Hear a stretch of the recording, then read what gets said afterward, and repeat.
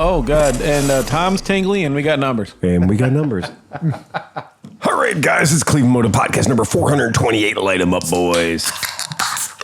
Oh, that's good. And everybody, and I like how everybody held their beverages to make sure we had a good solid out. Yeah. You know, it's amazing how good something can be when it's under pressure. Yeah. About 14,000 pounds per square inch. You know what's crazy, though, is that this pressure was coming out of the can. Jesus Christ. Renee's so pissed at me. She's like, don't make jokes about that. And I'm like, why not? I kind of feel like I have to. Can we say that the one guy's stepson was at the Blink-182 concert last night? Yeah. So, I mean, even he was fucking like, fuck it. If you're dumb enough to get Dad into would want me to see Blink-182. Yeah. And that's what he said. Yeah. Dad would want me to see Blink-182. Yes. Look, what? I mean, it was kind of an asshole move to go on Twitter and brag about this, but at the same rate, what else are you going to do? Yeah. I mean, unless you're the fucking Coast Guard, there ain't nothing you can do to help. Right, even the Coast Guard couldn't help. So. Right. You might as well go have some fun. You can pour one out, before you spend the next week, going to services and man, before you receive the major down. You got to stand up in front of everybody in a really black solemn suit and go, he was really a billionaire. He really died doing what he loved. He really died doing what he loved. What are they going to do? Gratuitous expressions of wealth. I mean, at that point, he is just part of the sea. Yeah. Like, they just need to get a little vial of seawater, and I'm sure there's going to be a cellar to it. His new nickname is Chum. He should have paid the extra $250,000 for the round trip. He should have paid the extra $250,000. One scientist and his four best chums. Yeah. Oh, that's terrible. That's Orca. That's terrible. That's an Orca joke. Yeah. Oh my God. You know what you say to that one? Yeah. But like people complaining about people making fun of this situation. There's never been so many things perfect for making fun of. The fact that like the dude was called out for safety reasons numerous times. The fact that a guy quit because like the nozzle was only built for 4,000 PSI and I had to do 13. Come on. This was hubris from the second it fell off the boat. They had 13 successful trips down. Well, what I'm saying is that they had proven that it seemed to be a functioning piece of equipment. No, but that's just like airplanes. But no, that's not. It has. Dude, but I agree with Chris. Chris is absolutely right. That platform, right? That platform had been stress tested for 13 duty cycles. Yeah. Right. So not 15. It's probably like an airplane where after so many landing cycles, you got to fix them. This is the thing one of the, my pastime, because I like to be horrified of flying in airplanes, is to watch airplane disaster stuff on YouTube. It legitimately is. Like, it scares the hell out of me because I get on airplanes all the time, Renee watches the same thing, but with the stupid roller coasters. She watches every roller coaster like decapitated by the demon drop or whatever. Yeah, the scrambler is always going to get you. And yet she fucking loves the goddamn thing. Yeah. But like the Hawaiian Air, where the top blew off the top. Yeah, that was a duty cycle issue. And that was a highly tested platform. It had it's not just that, their maintenance records were meticulous. Yeah. But they still missed the fact that thing had so many, like twice as many duties. But that's what happens when you buy a convertible and try to make it into a hardtop. Exactly. Right. And then also, I mean, and like, everybody also said he was a dumb fuck for using carbon fiber. Well, also, I think they should have had a non-man thing go up and down like 100 times to see what the fucking end capacity was. Well, on top of that, why didn't they have a fucking cable attached to it that they can just say, pull the fucker back in? Because it's 13,000 feet, dude. But wait a minute. Okay, let me answer that question. It's 13,000 feet. Tough shit. Get 15,000 feet worth of cable. That's only 3 miles. I mean, we run 3 miles of cable everywhere. What's his name did Titanic? What's that? The Jane Cameron. Jane Cameron. Yeah. Has gone with an ROV down there a million times. Yeah. Well, not a million. Well, 13. Quite a number higher than 13. But Chris, what you're missing though is they had it higher than 13. The ballast was it would only stay on the craft for 24 hours, and then the ballast detaches itself and automatically comes up. But it won't come up if it's already imploded.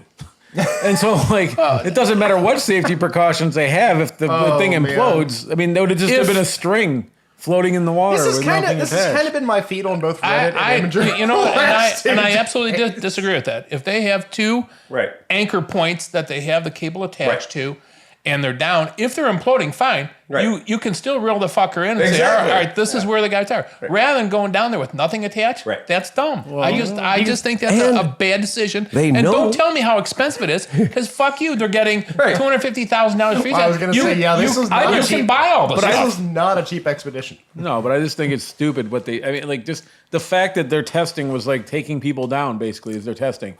If I ever build a helicopter, you don't know. If I ever build a helicopter, don't fly in it. Yeah, right. Because I'm not good at that. If not, I want to see you in a guinea pig furry costume. Yeah. The guy is noted 3 times in major speeches saying that at some point safety becomes a nuisance and actually hinders you and doesn't let you do what you need to do. You know what? He died doing what he loved, avoiding safety. I can only hope that these brave souls perished in an instant. Yes. Well, I think that'd be probably the catastrophic event happened. They barely even had a chance. Do you know what the difference between what was happening? riding the Nautilus ride at Walt Disney World, 10,000 Leagues Beneath the Sea or whatever, and what these guys did? The difference is about $250,000. Yep. If you've got a whole $250,000, people are willing to say, okay, well, this isn't the Demon Drop. This isn't the Millennium Force. This isn't a ride that we put normal people on. This isn't the Maverick. For that much money, you get to go into the weird exotic spaces. The weird places where normal people don't get access on their $50 ticket. Well, how much different is it than the spending $20 million to go up on a Russian rocket? Also true. Which is also horrendously risky. Yeah. But all these people, not all, I will say their guess is that it is relatively safe, that it's been done 13 times before that.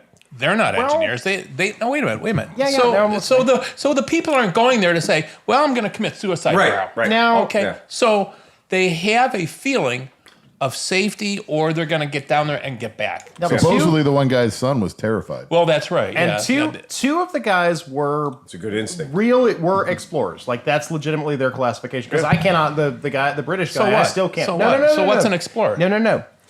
They know acceptable risk. That's the thing about exploring. That's about being your definition of being an explorer. The only thing I could find about the guy, because I went to journalism school. The first thing I did was, well, how did this guy become a billionaire?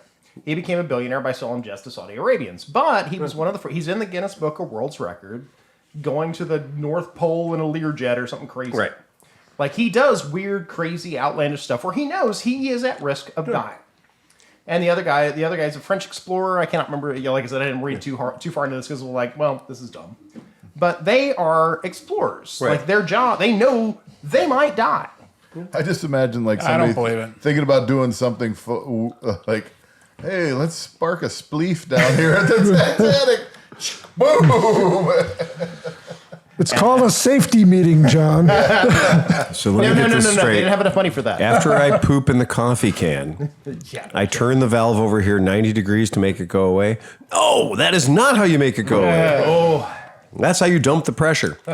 I did, for nothing. There were 5 systems, ballast-based systems, and like you said, 24-hour timer, one that once it, timed out, the comes up if it has air in it. There's also airbag recovery systems and all. It's not, this is not the first time everybody's went down to 13,000 feet or whatever. It's something that they're prepared to do. People make vessels that do that shit. I paid an extra $200 to fly through a volcano in Hawaii. I paid an extra $200 to take the doors off the helicopter. See, this is an acceptable risk. Do you know how many extra seatbelts I got? None. I had the same number of seatbelts in the helicopter I would have had the doors been on the helicopter. Mm-hmm. And I was kind of surprised when I got in the helicopter that there wasn't a guy going, okay, I got to take these fucking doors off. And another guy going, and I got to put these extra 2 seatbelts in. Because... here's your harness. Yeah. No, in this particular instance, the guy went out and he took the doors off the helicopter. Yay. And then the other guy came out and he says, well, we normally don't have to say this, but since there's no doors, if you pull that little red tab on your lap belt, not shoulder belt, lap belt, like a 71 Impala. If you pull that little red tab, your lap belt opens instantly. So it's not even like you got to push that button in on the 71 Impala. that you can never get pushed that in. you can never get pushed in, or there's a nickel jammed in there from your brother, right? And it doesn't work, or there's like an old now and later in there.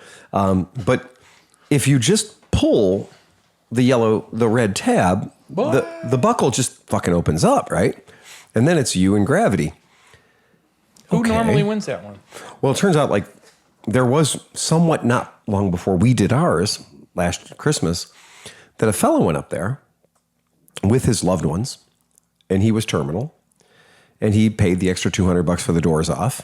And when he got over the volcano, see you guys. No kidding. Oh.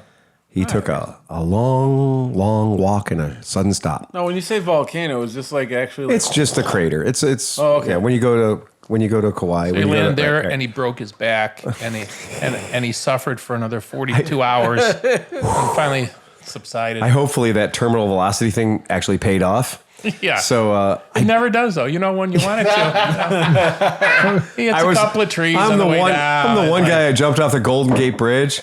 Yeah. It just caught the air just right. Yeah. Yeah, and I drowned. I got eaten by a fish slowly. When we did that, and I was like, wait, so you made me get into this bullshit Tyvek jumpsuit thing, right? So that you confiscated everything off my body, put my telephone, which you know you can't take from me, into a special telephone holder so I could shoot videos and stuff with a lanyard around my neck with my phone so I wouldn't drop it. You went to a lot of trouble. And then you pushed me into an airplane, a helicopter, like a Toyga. And you put me in there, so me and my wife are just, and because I'm taller than her and heavier than her, you put me in the middle of the airframe, and you put her on the door. They obviously didn't understand how important she is to our relationship, or they put me on the door, made her look around me. But they put us in, and I was sitting there, and, they put you in the helicopter, and then like a young kid who doesn't make a lot of money comes and makes sure that you're all strapped in right. Yeah. And, moves your feet out of the way so you're not There was that extra bolt on the kicking ground. controls like the cyclic and the. They had your shit locked tighter than a Muslim at Guantanamo. Yes, for sure. I was in and I was not getting out. But then just for fun, I kind of moved around because I was like, oh, this is pretty tight. They really got me snugged in here. So I was moving around, and I saw that little red thing sticking out, like the button on a turkey. I was like, let's see how hard it is. How hard do I have to pull this to make it release me or to make it release my wife? Yeah, right. And I pulled it with the kind of force you'd give. And not much, just a little. I pulled it and it went pop and my seatbelt opened up and I went, okay, that's holding me in this fucking aircraft. Is that one little tab that you could pull pretty goddamn easily, because it turns out when you're trying to get somebody out of a helicopter in a hurry, you want to do it really good. You want to be really efficient at it. Yeah. You don't want to be cutting straps and everything else, because when you got to get out of a helicopter in a hurry, it's a good thing to be fast about it. So the idea of like retaining you in the helicopter was secondary to getting you out of it in a hurry. That's interesting. So we did the trip and everything else, and Merritt was by the door, and we're all having a good time shooting and whatnot. And Would you have had time to deploy your parachute? What? But you didn't have No, but the helicopter did have floaties built into the skids. So if things really went sideways, they have a thing they can pull, and the skids turn into inflated dates.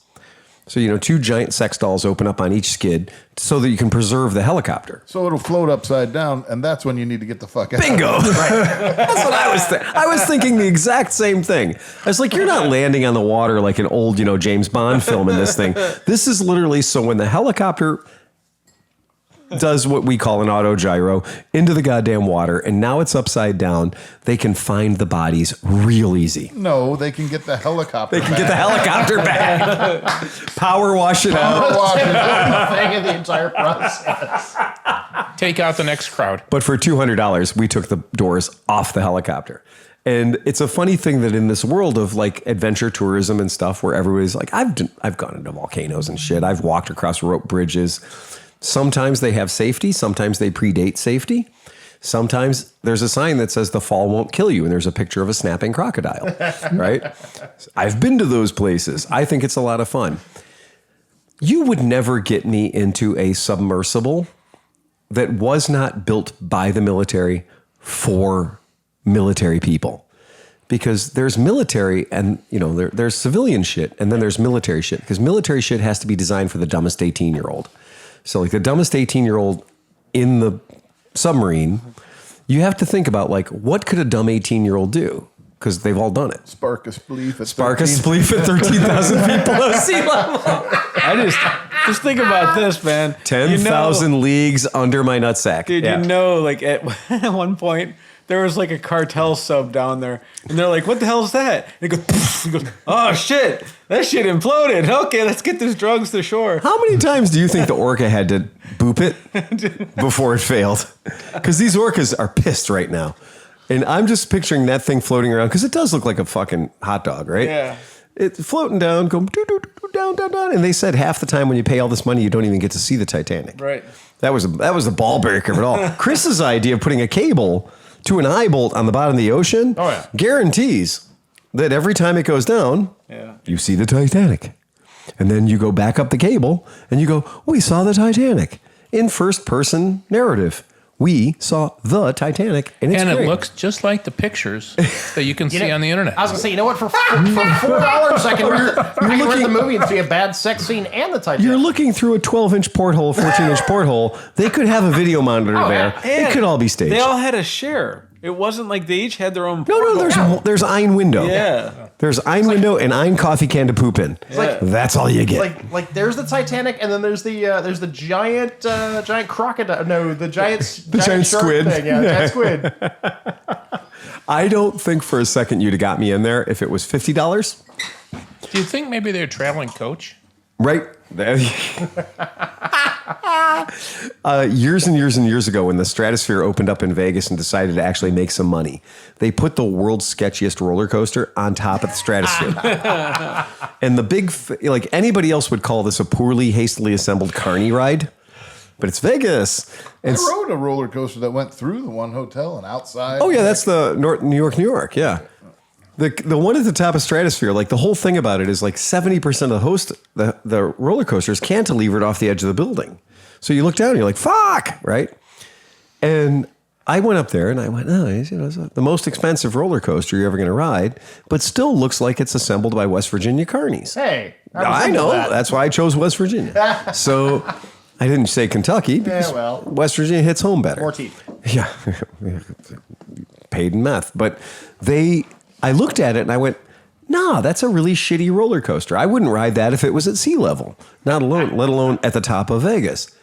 And then they decided to one-up themselves. They made a roller coaster that only goes 78 feet. It's a pretty dumb idea, right? I guess. Okay, so you all get in a roller coaster car and you're looking at 78 feet of track, but then they swing that 78 feet of track out over Las Vegas. So your 78-foot travel is just off the edge of a building. And then it stops, allegedly, and they reel you back in. And then they do it again. And you go, oh, you do that. And then that's like $29. Not $250,000, it's $29. And you probably get the same kind of like pit in your belly and like moment when you're dangling at the top of the goddamn Stratosphere, which was also built by the lowest bidder. One could argue getting into the elevator at the Stratosphere is a risk. Still better than the Hard Rock Casino and Hotel in New Orleans I'm sorry. Yeah. That's another one. Lowest bidder. But now the last, I was in Vegas not long ago, making the walk from where I was staying to Frankie's and having to walk through the Stratosphere, I was like, this is now the most dangerous ride in Las Vegas, just walking through the Stratosphere, not going in the tower, not riding the amusement park rides, just walking through the casino, because you are a victim in an ocean full of predators. An ocean full of Hep C. Yes. Yeah. And it's still, you can always tell the best casinos in Vegas because they still encourage you to smoke. And you're like, wow, that's hardcore. That's amazing. I like smoking, but I don't want to be in that. They smell like toilet bowl candy. They do. It has that fucking thing. So anyway, motorcycle shit. Motorcycle shit. So motorcycle shit. So tonight I brought a party favor. So tonight I showed up on a QJ Motor not QJ Motors, not QJ Moto, QJ Motor, singular. 300 SRV S. It's a lot of S's. A lot of S. Yes. 300 cc's, V-twin, 8 valves, belt drive. What did y'all think? Hey, that doesn't translate. That honestly, great for the one guy who's watching this on YouTube. Right. Not so much for the other people. Well, I like very much the fact that I turned the key on and hit the starter button, and it started. No delay. It was not the triumph for the There was no 27 step process. starting process. There was no logarithm. There was no series of keys, switches, and levers that needed to be flipped, twisted, or kafuckered. It had a really nice sound.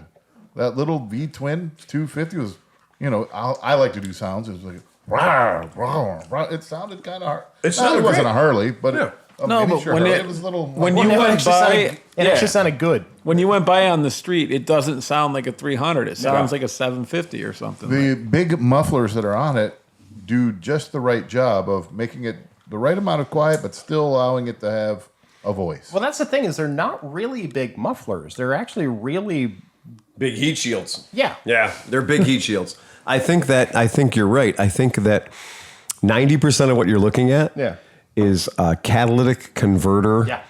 disguises. I think they're just there to hide. That's not catalytic that's not converters. a lot of size. No. So is that bike fuel injected? Yes. It is. Yeah, super fuel Comfortable. So again, injected. And we're not little people. Well, yeah. I mean, how tall are you? I'm 6'7". Okay, laying down. All right, so 6'2". 6'2", right? Yeah. So who else is over that? I had no problem with that bike. It Right. did not feel cramped. Ergonomic It didn't is feel. It felt as good or better than like a Sportster or something. I was like that. terrified kind of getting into this because this wasn't, they didn't send me this I for wouldn't free. call it three-quarter I had to buy scale. this. I wouldn't call it No, three-quarter no. Oh, yeah. I had to buy this motorcycle, and I've ridden a lot of Honda 300s, Rebels, and they are 3/4 scale. They're absolutely 3/4 scale. When you get on a Rebel, you know you're on a Rebel. The original Rebel was that way, and the new Rebel's that way, and the Virago 250 is kind of that way. They're all kind of 3/4 scale motorcycles. This is not a 3/4 scale motorcycle. Seat very comfortable. Seat was fantastic.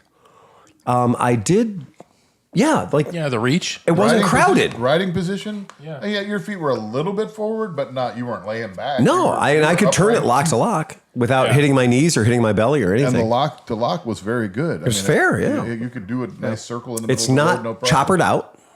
The Right. front forks are straight up sport bike geometry. Tail light's cool. Taillight is cool.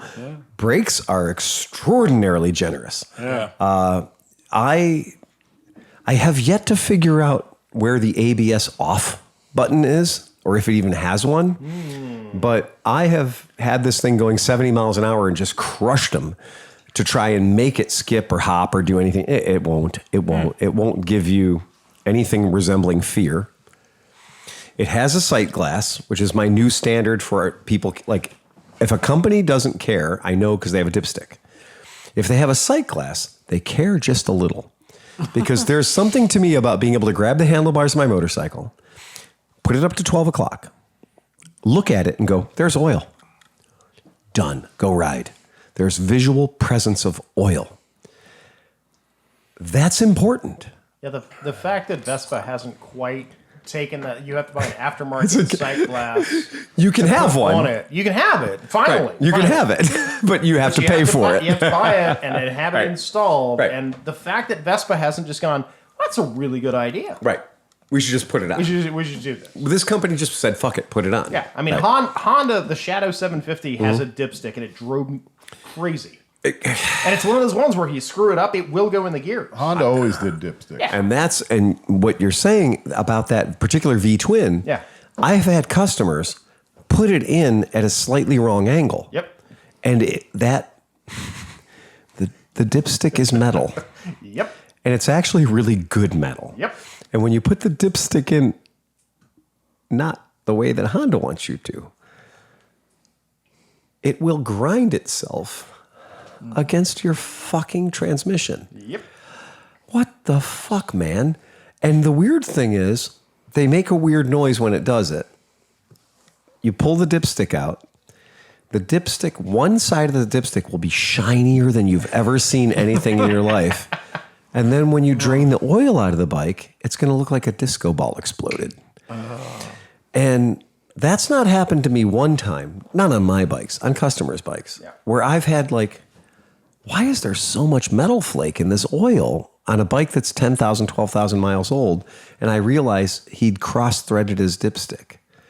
It's a thing that you can do on a Honda 750. Yeah, because that's like, equates to about 2-3 degrees. Yeah, right. Yeah, exactly.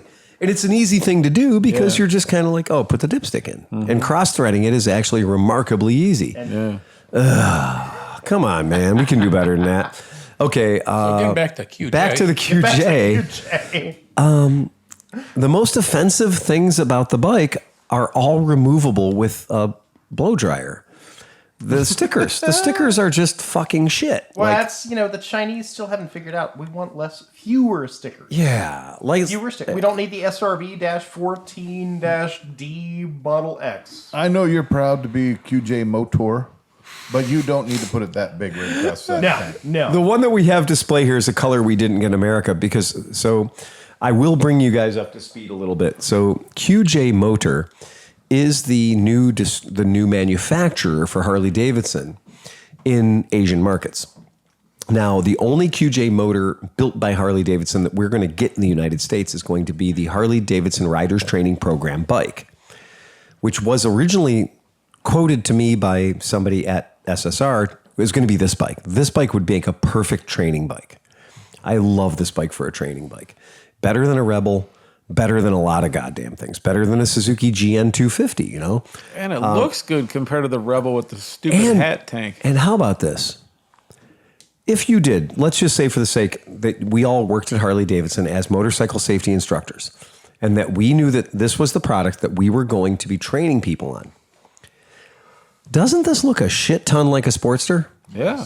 Doesn't this give people the spirit of Harley Davidson?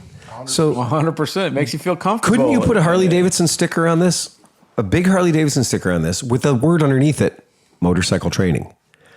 And not even suggest that you could buy this motorcycle in the dealership. But then when somebody gets off this motorcycle after a couple, 3 days of training, you could walk them into the dealership and point them to a Sportster. Yeah. So the fact that they went with the single cylinder 400. And they'll both have the same performance. This was a spirited ride. I mean, I was going to say, okay, perfect example. Same situation. BMW 310. Yeah, exactly. Yep. BMW sells the 310. Yeah. In their showroom with a BMW, proudly BMW. Proudly BMW. Yep. Proudly BMW. There is no reason why Harley Davidson cannot sell this bike in a Harley Davidson dealership. Would you be pissed off if you went in the Harley Davidson dealership and Harley Davidson had an entry-level motorcycle for you or your friend or your wife or your girlfriend or your sister to buy that was this motorcycle with a Harley badge on it? No. I thought the 883 was a starter motorcycle. Exactly. Yeah. This actually, that's their mindset. Yeah. And they tried it with the 500 and the 750, and that went over like a fart in church. And that's a shame. And Harley couldn't get away from it fast enough. Not even a horrible bike. I argue against that. I think the Street 500 was arguably one of the 5 worst motorcycles I've ridden. Right there, right next to a Gen 1 Himalaya. Like a Gen 1 Himalaya. Like I'm talking about a brand new motorcycle you could buy in the past 10 years with real money that came with a warranty. I think that the Harley Davidson Street 500 and the Street 750 were both Harley Davidson putting their name into other markets in a bike that was built in their market, so they wouldn't have to pay any tariffs, that the Harley name could live on in India, largest motorcycle market in the world, and they could sell 93 million Harley Davidson t-shirts for every one Street 500 they sold. This is China. Yeah. Same exact marketing exercise. I wish they would have used this for the American training program instead of the vertical 400. Right. So a single cylinder 400 is going to have a higher seat height. It's going to have a higher center of gravity. It's not going to have the delicious torque that this thing has, where it's very hard to stall this bike. Also, you just said something too. It's low. I mean, the seat low. height is low. Yeah. Like you could be a 5'2" lady and ride this. And that is not the same for the Benelli 302. Hey, right. TNT 30. Hey, Phil. It's higher, yeah. Hey, Phil. What's the selling point of the Buddy Kick 125? Low, baby. There you go. Low and cheap. Cheap and low. And that's exactly what you're looking at here. Well, this is not cheap. But it is low. It is low. So this is $53.99, which cheaper is than a Red Bull. It is cheap. Well, here's the trick. This is where we're going to get into a little bit of semantics. As Mel Gibson would say, you want semantics? I'll show you semantics. This is about $100 cheaper than a Honda Rebel 300 ABS. It is about $300 more expensive than a Honda Rebel no ABS. But this motherfucker's got some really good ABS on it, front and rear. I have to say, this motorcycle, in our limited experience, giant asterisk, is better in every way, including the rear suspension, than a Rebel 300. Because this bike has fully goddamn adjustable, like massive preload availability. When I took this out of the crate, I'm 210 pounds. I took it out of the crate, I ripped it around the neighborhood, I bombed in and out of some driveways because it advertises a rear suspension travel of not 1, but 2 inches. And that is not satisfactory to me. And I've ridden a lot of Harley Davidson Super Lows, 883 SLs. I've ridden a lot of Huggers that are also 2 inches of suspension travel, and you can't turn those sons of bitches around, they bottom out. Not even talking about hitting a bump or a driveway, we're talking about just doing a U-turn. That amount of inertia in the suspension bottoms out the suspension. So I brought this back to the shop, and you guys saw today that I put about between 1/2 inch and 3/4 of an inch of preload, which is about 1/4 of the amount of preload threads they give you. So I've set this on 2 out of potentially 4, right? Maybe 2 out of 5, whatever. But I'm not anywhere near as far as I can do the preload. Now, I'm 210, and I know other people in this podcast are heavier than 210. Did anybody bottom it out? I did not. No, I did not, and I tried to. Like when I got on it, I bounced on it. Yeah. I didn't feel it bottom out. Maybe it did, and it was so subtle. Yeah. But I don't know if it had any kind of rubber, do you bottom out metal to metal? I don't know, but it did. Well, I have bottomed it out, and it's before I put 3/4 of an inch preload into it. Yeah. I have bottomed it out, so I put preload in it, which I read the owner's manual, and it turns out for my size and for my weight, I am supposed to put a bunch of preload in it because it's meant for people that are smaller than me to be able to ride it, enjoy it, have a good time and a soft ride. 1200C Sportster in my showroom, sitting down on the bike hard, you bottom it out. Man, I could not do that. Yeah. On this bike. Holy shit, the suspension is really fucking good. The suspension is really fucking good. All the switches are backlit. So you look at a switch and the switch literally tells you, illuminated, what the switch does. Yeah. Which I think is clever. And why doesn't everybody do that? Oh, I'm jealous, man. Did your FJ have backlit switches? No, my Africa Twin doesn't. None of my bikes. All my I only have 3 modernish bikes. None of them have that shit. So I'm very impressed by this. There's a lot of weird attention to detail shit. Does that have bar weights on it too? Well, they're minimal. So they're not heavy enough that I would call them bar weights. They're not just plastic bar ends. They do have some weight to them, maybe 3-4 ounces. They're not real heavy. But they are bar weights, there's something. You know right, they like? come standard. Yep. That thing that John found by accident, that you can shut the key off and the bike won't shut off until it goes till neutral. That's right. That's pretty cool. Yeah. It's an interesting safety factor so your knucklehead buddy can't reach over and put your fucking kill switch on while you're idling, like at a red light. So I think that's a good idea too. It comes with spools for a track stand, for a garage stand, which I think is nice for people that want to do their own maintenance. But you don't have to because the motherfucker's got a belt on it that's good for 40,000 miles. That's kind of nice. That is cool. Comes with a 1-year unlimited mileage warranty, which is over double what Honda gives you. So that's kind of nice. Pretty good bike. And I wasn't expecting it to necessarily be a good bike. And in all the marketing videos I've seen for this bike, it's always been a tiny little Asian lady throwing her leg over it and gripping around. So I thought when it got here, it was going to be really fucking too small for us.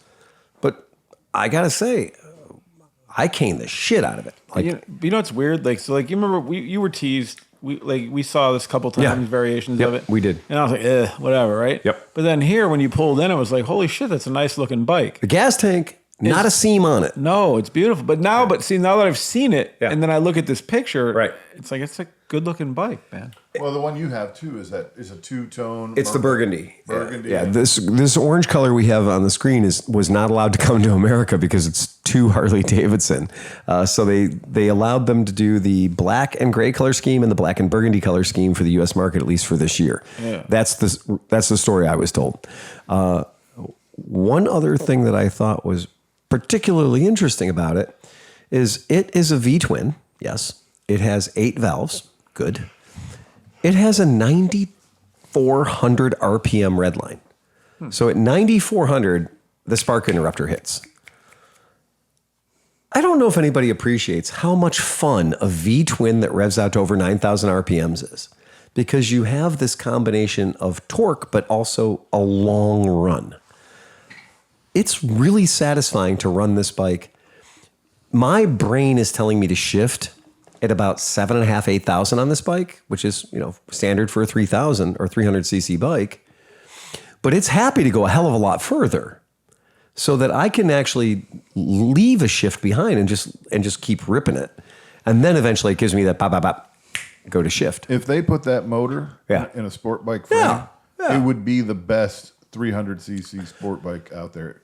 Including, I will dare say, the R1, because I've ridden the R3. I've ridden the shit out of R3s, and I love them. I think they're great. It's the only one that fits me, but I actually like this motor better. Do we know how much it weighs? You know what? Honestly, I don't. I would have to look that up. How many gears? 6-speed. Yeah, 6-speed water cooled.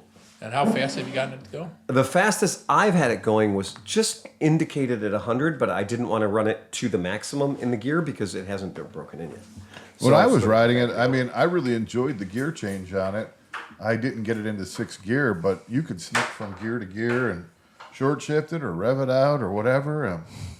I was totally impressed by it. Like that, it just feels like, how you have a feel, like a good bike feels like something, and that has that feel. It has like a kind of heavy in a good way, like a solid car door thunk. You know what I mean? Like, yeah. I mean, I get the old finger check on the plastics. It doesn't seem like milk carton material. It has some weight to it. Yeah, like I mean seriously, like I'm coming from a place where I was making fun of this idea of this bike just like about 8 podcasts ago. We were laughing about this. Mm-hmm. I did not expect it to be this good. I was thinking the front forks are like how many millimeters? Huge. They're huge. Upside down, huge forks. Inverted fork. 41 millimeter, I think. Upside down, monster, beautiful inverted forks. Yeah. And the tires aren't little pizza cutters. No. I mean, they're like nice, like it's kind of bomber, and the tires are bigger. Yeah, it's an interesting motorcycle for sure.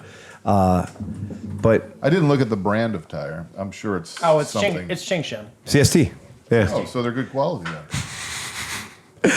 Well, they're not still some weird. It is still at least something you've heard of. Right. Well, they're not we've like. We've only heard it because they've been on every Chinese scooter for the past. Well, they're not like running jewels or like we've had some. We've had a lot of bikes that come in with weird tires on them. The Benelli TNT 135 came in with, I can't remember the name of the tire that was on that thing, but I was like, what the fuck is this? Yeah. But I looked at it and I'm like, this is a complete, it's like a Zippy 3 knockoff, almost perfect identical tread pattern to this thing. And I was like, I don't know if cordials, it's called a cordial. And I was like, I don't know if this tire is going to be any good because I've never heard a cordial.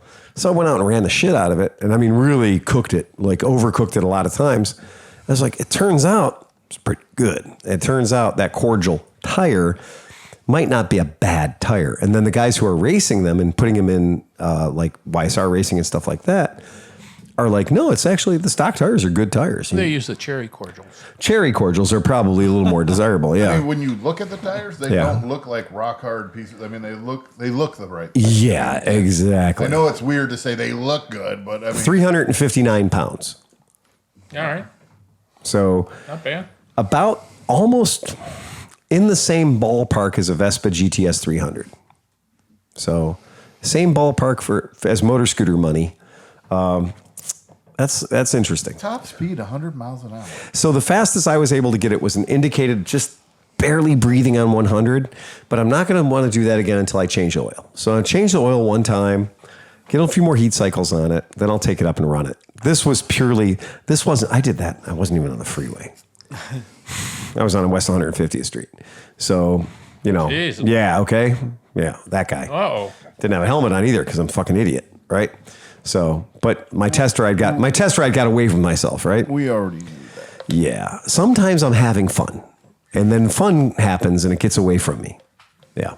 Headlight looks really cool. It has the QJ motor logo with a little, but it lights up. It's LED. LED. All the things are LEDs. That's cool. I like that. The thing is, literally everything else on their website, as far as the products go, are like inline twins. Yes, exactly. Well, that's because that's the cheapest motor to build, right? The only thing a little weird was the exhaust spigots.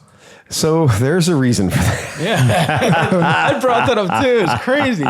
90 degrees. Yeah. Man. So those are castings, obviously. It weighs the same. Oh my God. It weighs 10 pounds less than a Rebel.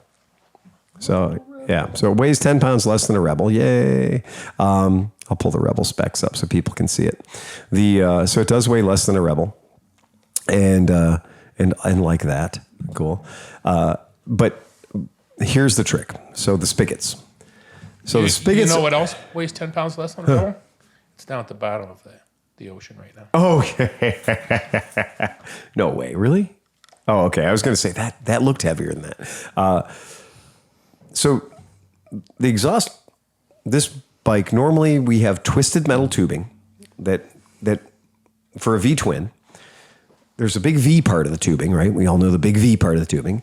And then it goes up, and then at the top where it goes into the motor, there's usually some sort of a radical turn.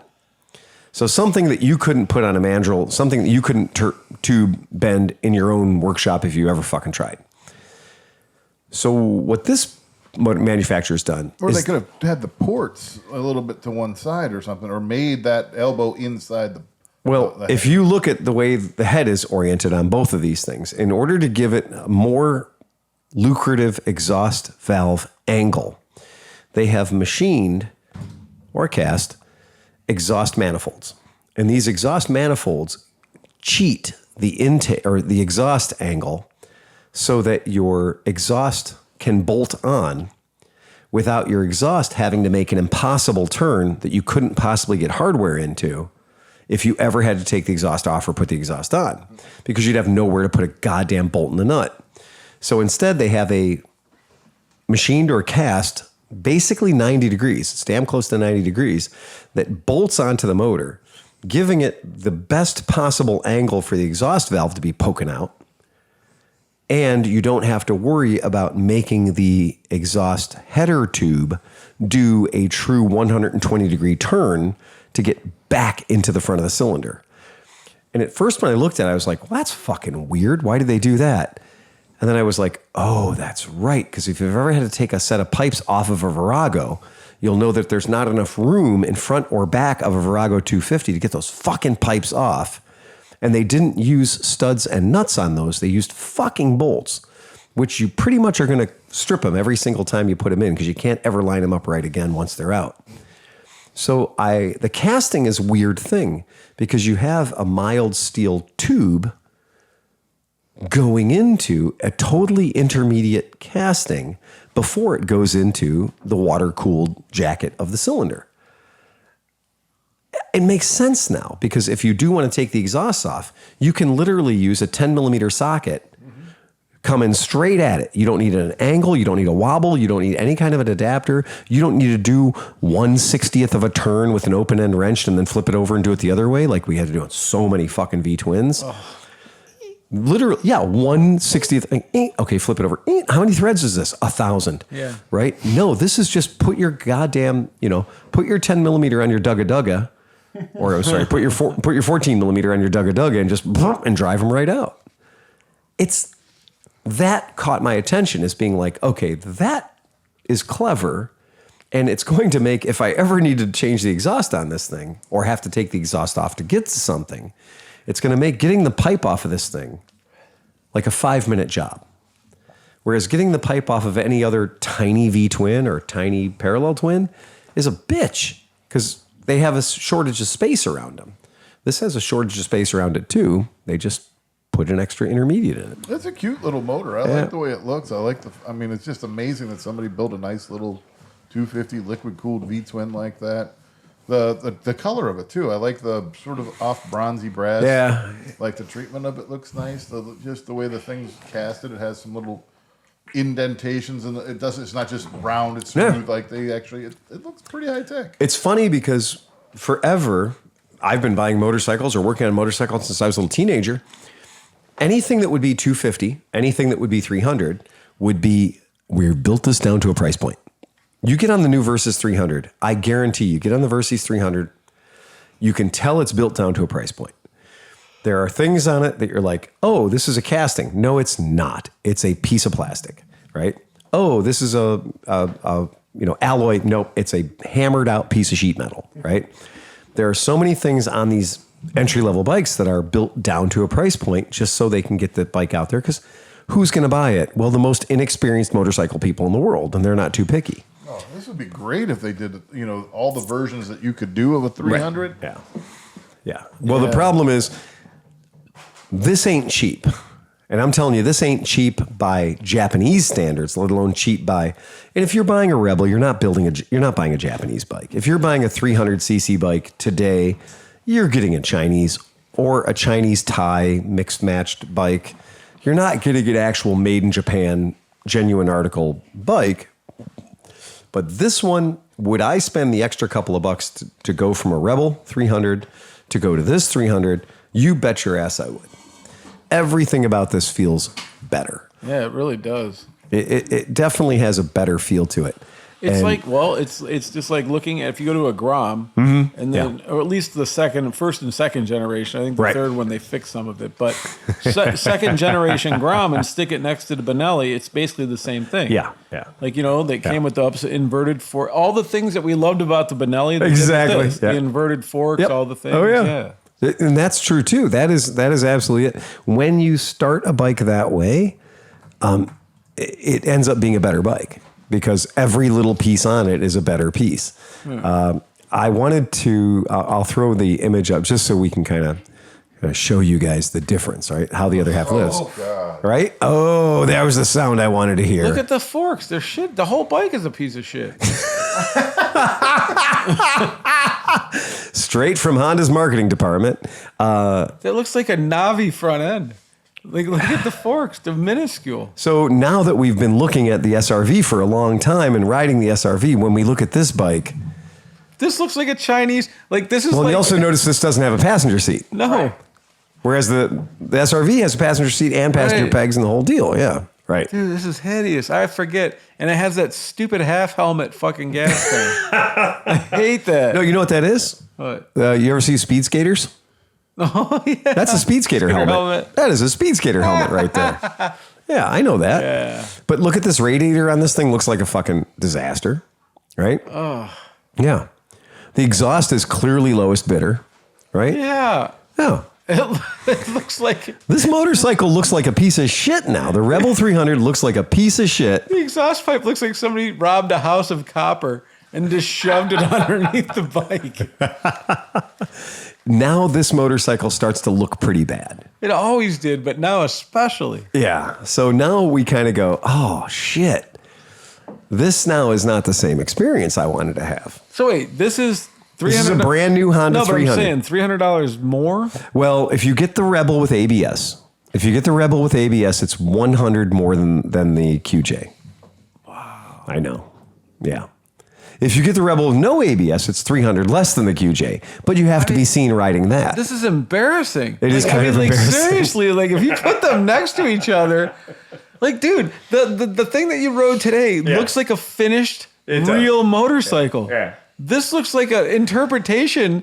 Like, if you asked AI to draw a Sportster, this is what you'd get. Well, man. Do you know what I'm starting to see when I see this frame now? In the middle of it, a trials bike. Yeah. The middle of this motorcycle starts to look like a trials bike to me because there's not enough there. It also looks like that motor, the way it's positioned with that exhaust, looks like every Chinese motorcycle. Like the Hawk 250. It looks like whatever. every Wish Alibaba Chinese motorcycle. We have Honda Rebel at home. This is so. I mean, that's why I waited to throw this image up so you can kind of just. And then do that it little literally looks contrast like a comparison. dude from Craigslist made this out of some other bike. Yeah. And then filled in the fucking starts to- triangles with like shit. I want inside. to be like. I just like the Navi. I was early to the game hating it. Yeah. And the Rebel 300, I was early to the game hating it. I've never been a fan of the Rebel 300. I'm happy now to have in my shop an alternative to the Yeah, Rebel no 300. shit, yeah. So that you can have your 300cc motorcycle and actually have a cool motorcycle. And you can feel like you've saved people from ever having to show up on this. Yeah, fucking thing. this is Look a at tough that bike, thing, man. This is a tough bike to own. I don't like it. I'm not a fan, obviously. So, but yeah, look at all the plumbing. Look at the radiator plumbing on this Rebel. Doesn't it look like it was like, oh, at the last minute, Steve, we got to put a radiator on here. Yeah. Look at the exhaust pipe. Couldn't they do any better than No, that? they couldn't. That is the exhaust pipe off of the PCX 150 scooter. It's the Or exhaust pipe off of It actually the. looks like it's from like the Big Bear 4-wheeler and they just stuck it on the outside of it, man. All right, so that's that. So I feel like we've done a pretty decent job of beating the shit out of Really that. owning the Honda Rebel 3. Yeah. Again, it's a shame. 'cause And now this is- all the Honda Rebel owners groups are going to send us hate mail. Oh, well, right? you know, if we're not getting hate, Yeah. we're not trying. It's so weird. I just like to make a Honda River. There is a Honda that I've been kind of falling in love with a little bit. I've been riding Grumpy Sewer Guy's crashed bike a little bit, just like when The monkey? Yeah, just like when It's rideable? Oh yeah. Gasp.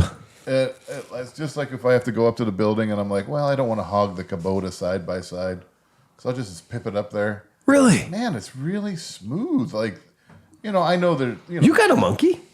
that they're You don't, selling. you don't, I thought you had a sharing monkey. one. Oh, you're sharing a monkey. Okay, all right. Yeah. Well, it's the kind of share where he doesn't get to ride it. Oh, that sucks. Yeah, no. The other guy owns it 100% and won't let me in. It won't let you ride it. Yeah. Oh, that's terrible. At least I get to ride the Vulcan when I work on it. Yeah. I like the Vulcan a lot. Yeah, that's it. I'm seeing why he likes drifter. that bike so much. It's super smooth. The monkey. And the seat is huge and comfortable. It It's is like, a marshmallow. and Yeah. just right now. I'm riding it like this with Yeah. the handlebar. It's all twisty, Yeah.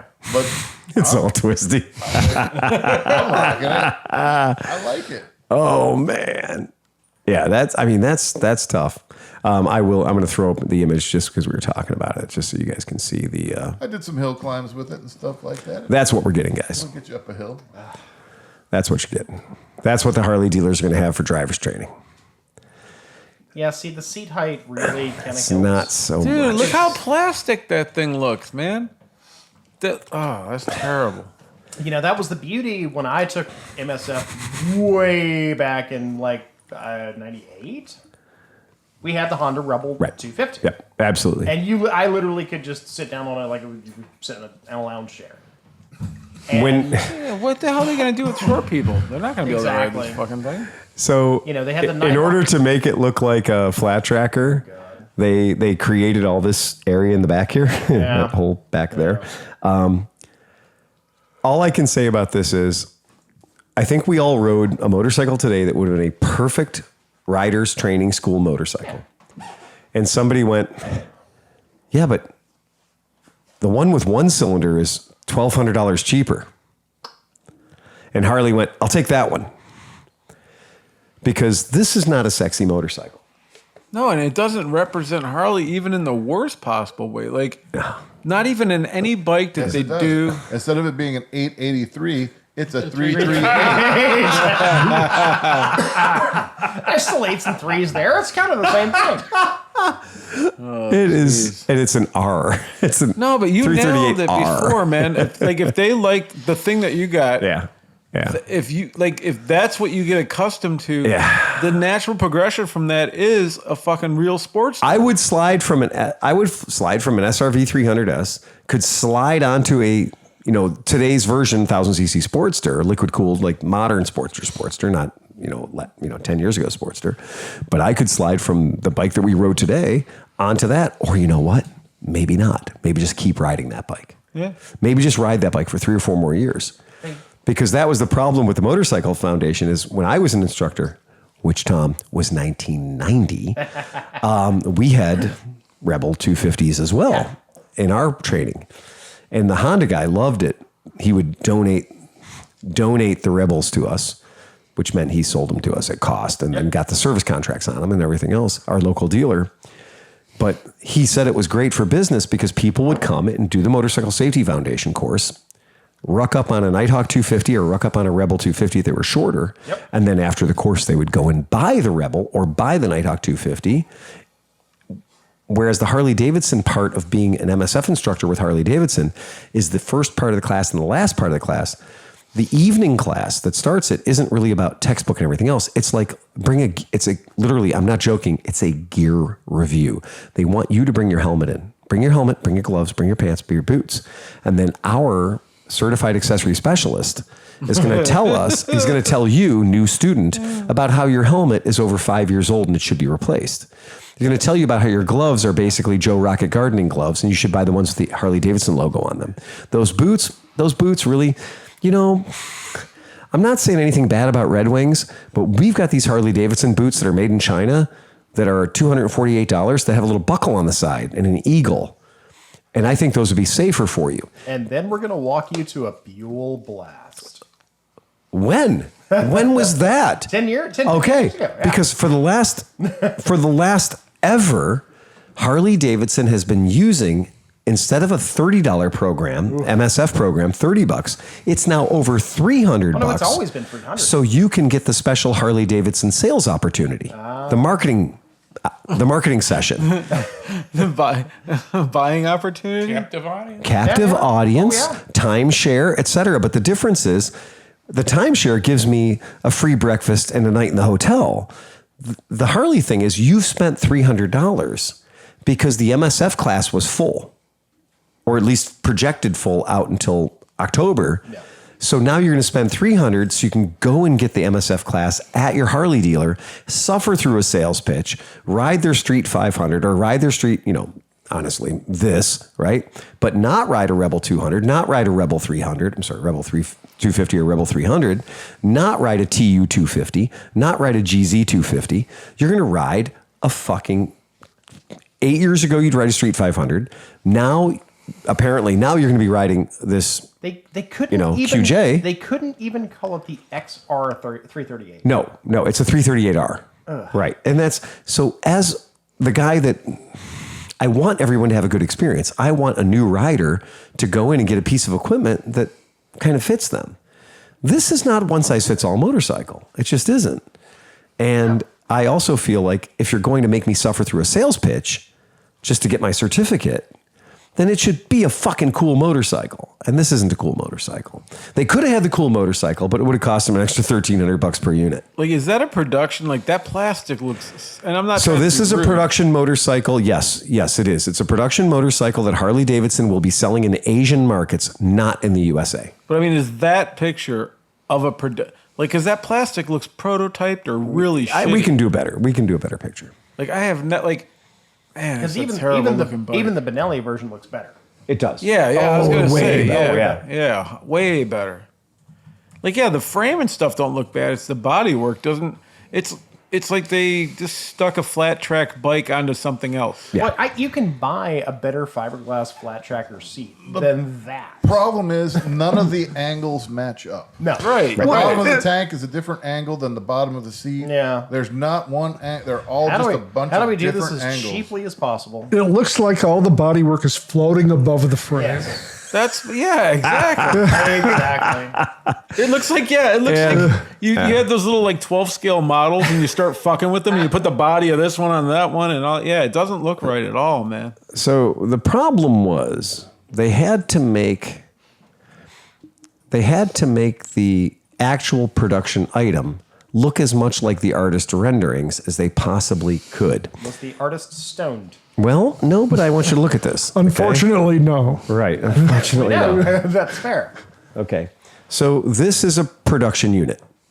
Okay. So that's a production unit. That looks a little bit better than that other picture. It's just a different angle. It's the same bike, different angle, slightly different angle. And different lighting. Yes, different lighting means a big deal too. But you can still see that the angles weird. are still all wrong. Yeah. Yeah, you can still see the weird, the weird mutant angle on the gas tank. There's a lot of things with this motorcycle that are not as attractive as the bike we got to ride today. Well, and look at that black thing underneath the white part of the seat. It's like, what are they trying to hide? It's just everything. a big plastic Steve, they're can. trying to hide everything. Yeah. Yeah, because you know what it is on the Benelli when we had the TNT 300? What that is on the Benelli is air. Right. It's That's what I air. said. It's like a lattice frame and stuff in there. It's showing you the most beautiful lattice welded frame. Yeah. And on the Benelli TNT 300, they painted it a contrasting color. So the whole frame caught your eye. Right. And when you look at the TNT 135s, the frame is a contrasting color. It catches your eye and says, look, there's craftsmanship there. Like somebody took the time to make a trellis frame as opposed to just stamped sheet metal, right? Or whatever. So yeah, I really do feel like even when you take a look at the bike from a professional photograph that Harley Davidson wants to sell its product, this is what that is, right? That's the picture. It's not that great of a bike. It's not that great looking of a bike. If you go to the orange one, which is the Harliest of all of them, now the black triangle under the seat helps hide things, right?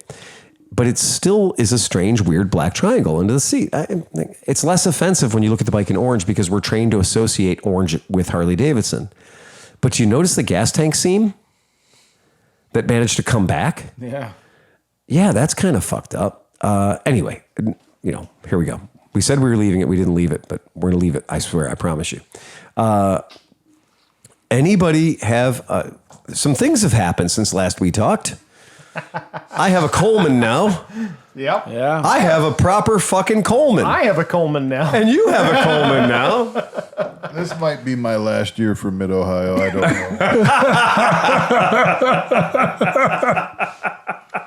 know. John. If this is the way the future looks, I don't know. Fuck's sake. Oh, for fuck's sake. Oh, for fuck's sake. No way. No way. I bought it simply on a whim because the idea was like, let's see. It did. It arrived in 3 days. Oh, yeah. And what's its name now? U-Haul. Yes, it is. U-Haul. It's orange and white, just like U-Haul truck. Had I made the good decision to ride it, Yeah. Oh. my buddy, You wouldn't be hurt right I now. wouldn't be hurt right now. Did But I also wouldn't have brought home the gold. Did John tell you how that name came about? What's that? So me and John were sitting there just enjoying our time. Yeah. And this woman came up and she goes, what did she say to that? She goes, whose bike is that or something, right? What'd you do? Rent that from U-Haul? And so we all started losing it. And she goes, if you don't call it U-Haul, you should. And we're like, I've already got the stickers on order. yeah. But that's it. It came organically, man. We didn't did. even, yeah. 100%. Yeah, I couldn't figure out a way to make a milk crate carrier on the back without, making stanchions out of metal and stuff, and because it's a rigid. And so I looked at it, I was in my garage and I keep looking at it, and it's got that weird humpback frame, right? Mm-hmm. It's got that super weird humpback frame. And I was like, guys, there's something I can do. And I kept looking at it. I was like, oh, son of a bitch, I can just cantilever. I can cantilever something off of the backbone of the bike. What is a good material? 3/4 inch plywood. 3/4 inch plywood. Fucking, oh man, that's the shit. So I just, in my garage at 1 o'clock in the morning, door closed so I wouldn't wake up the neighbors, got out the Ryobi, my first tool set, and I got the saws all going. I got the circular saw going. I'm just zip. I didn't measure one fucking thing. At no point did I threaten anything with a tape measure. Everything was eyeballed in pencil. And I eyeballed it. I cut the little grooves out. I slid that sumbitch in, and I jumped up. I sat on it. I put my entire body weight, smashed it on the rigid back end. Couldn't break it. I was like, fuck yeah. Now, you might think, are you going to put some screws in that and hold it there? You might think that. I had to put the seat back on. So I needed all new hardware because the seat's now 3/4 of an inch higher than it should be. That's okay because the seat was too low anyway. I got orange ratchet straps. Son of a bitch, orange ratchet straps are so strong. And so my milk crate is held on with orange ratchet straps. So if you need to take the milk crate off so you can, if you got to get that girl back to your tent and you got nowhere to put her, unless you're Oscar, in which case Oscar and Sarah were 2 up on that sumbitch. They were? Yeah. I was shocked. And it wasn't like she wrote it one time and said, fuck you, I'm never doing that again. Mm-hmm. I saw them 2 up on the U-Haul bike more than once. It's fucking crazy, man. He won the wheelie contest. He went almost 12 o'clock. I saw that. Yeah, I got video of that. Thank God. Thank God there was video of that. Yeah, he went high. He was working on that pretty hard too. Like he was trying to figure out exactly where that clutch hit. He got it figured out. Yeah. Now, I'm not going to do much to mine. I'm going to bend the tab over on the throttle regulator. Pretty much. Just that. And that's how it's going to go to Mid-Ohio. It is meant to do two things. Get you to the shitter and to bring back a small amount of purchases. That's it. I predict it will be taken over rather quickly by somebody from California. I think you're probably right. I'm completely, It'll be gone. I'm Every time you're like, where's the U-Haul bike? If my clutch wasn't sketchy, I'd just leave it the hell alone myself. But it's on the way out, so. It's so easy to ride. Oh, it's yeah. just what it is. It's the perfect bike that you can literally say, you know what? You're kind of a fuck up. Take the Coleman. Just take the Coleman. I don't trust you on anything I care about. Take the Coleman. Because the Coleman really is, it's exactly what it needs to be. It's a toy, but it's not child-sized. It's been amplified to be chubby guy-sized. And it actually works for transporting chubby guys around Bandcamp. And it's got boingers in the front.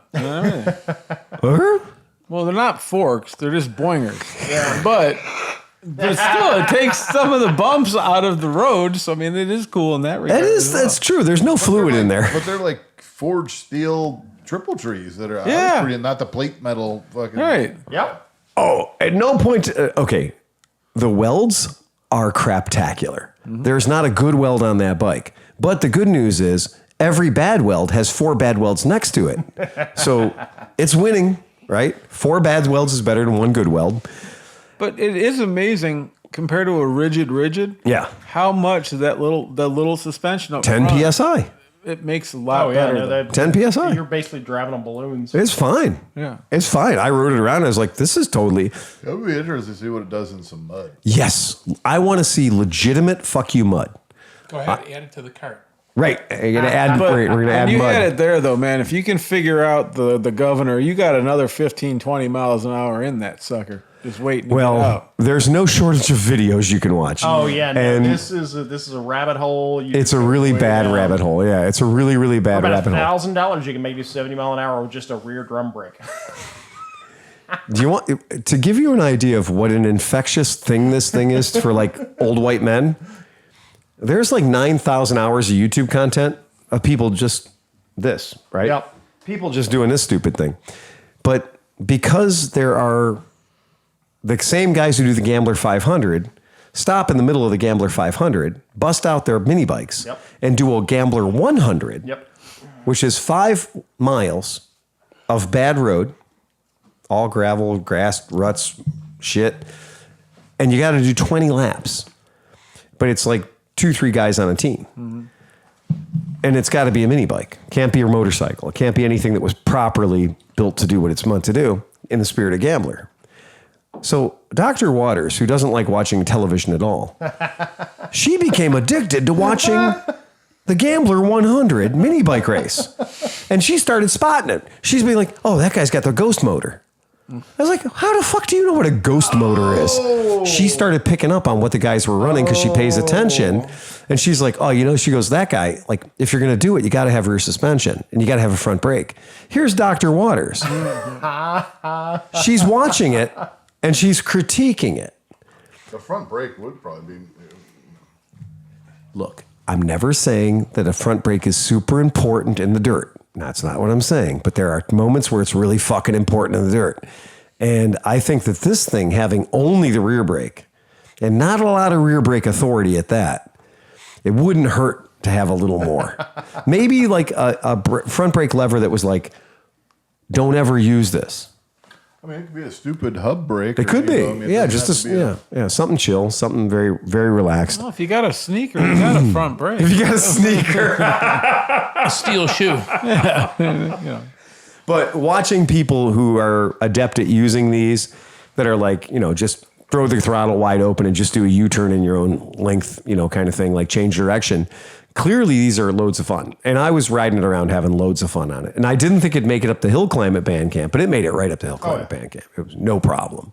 So And that's not even variated. It's just a jack shaft. it's a jack shaft. Yeah, it's a jack shaft. It is the most basic form of how you move like 5 horsepower to the back wheels, right?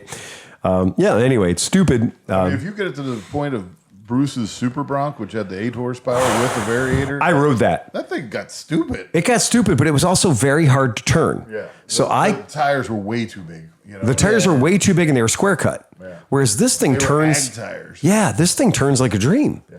This is like power steering. It's so. The lock, you're gonna have to cut the nubs off or something like that. Maybe. I'm surprised they're not cut off already. Right. What were you doing the whole time? With Right. I'm surprised you didn't just grab the handlebars and go broken. Because I think they're castings. They look like castings. Yeah, that probably come off pretty quick. So anyway, yeah, we got a saw for that. I did some product testing at band camp.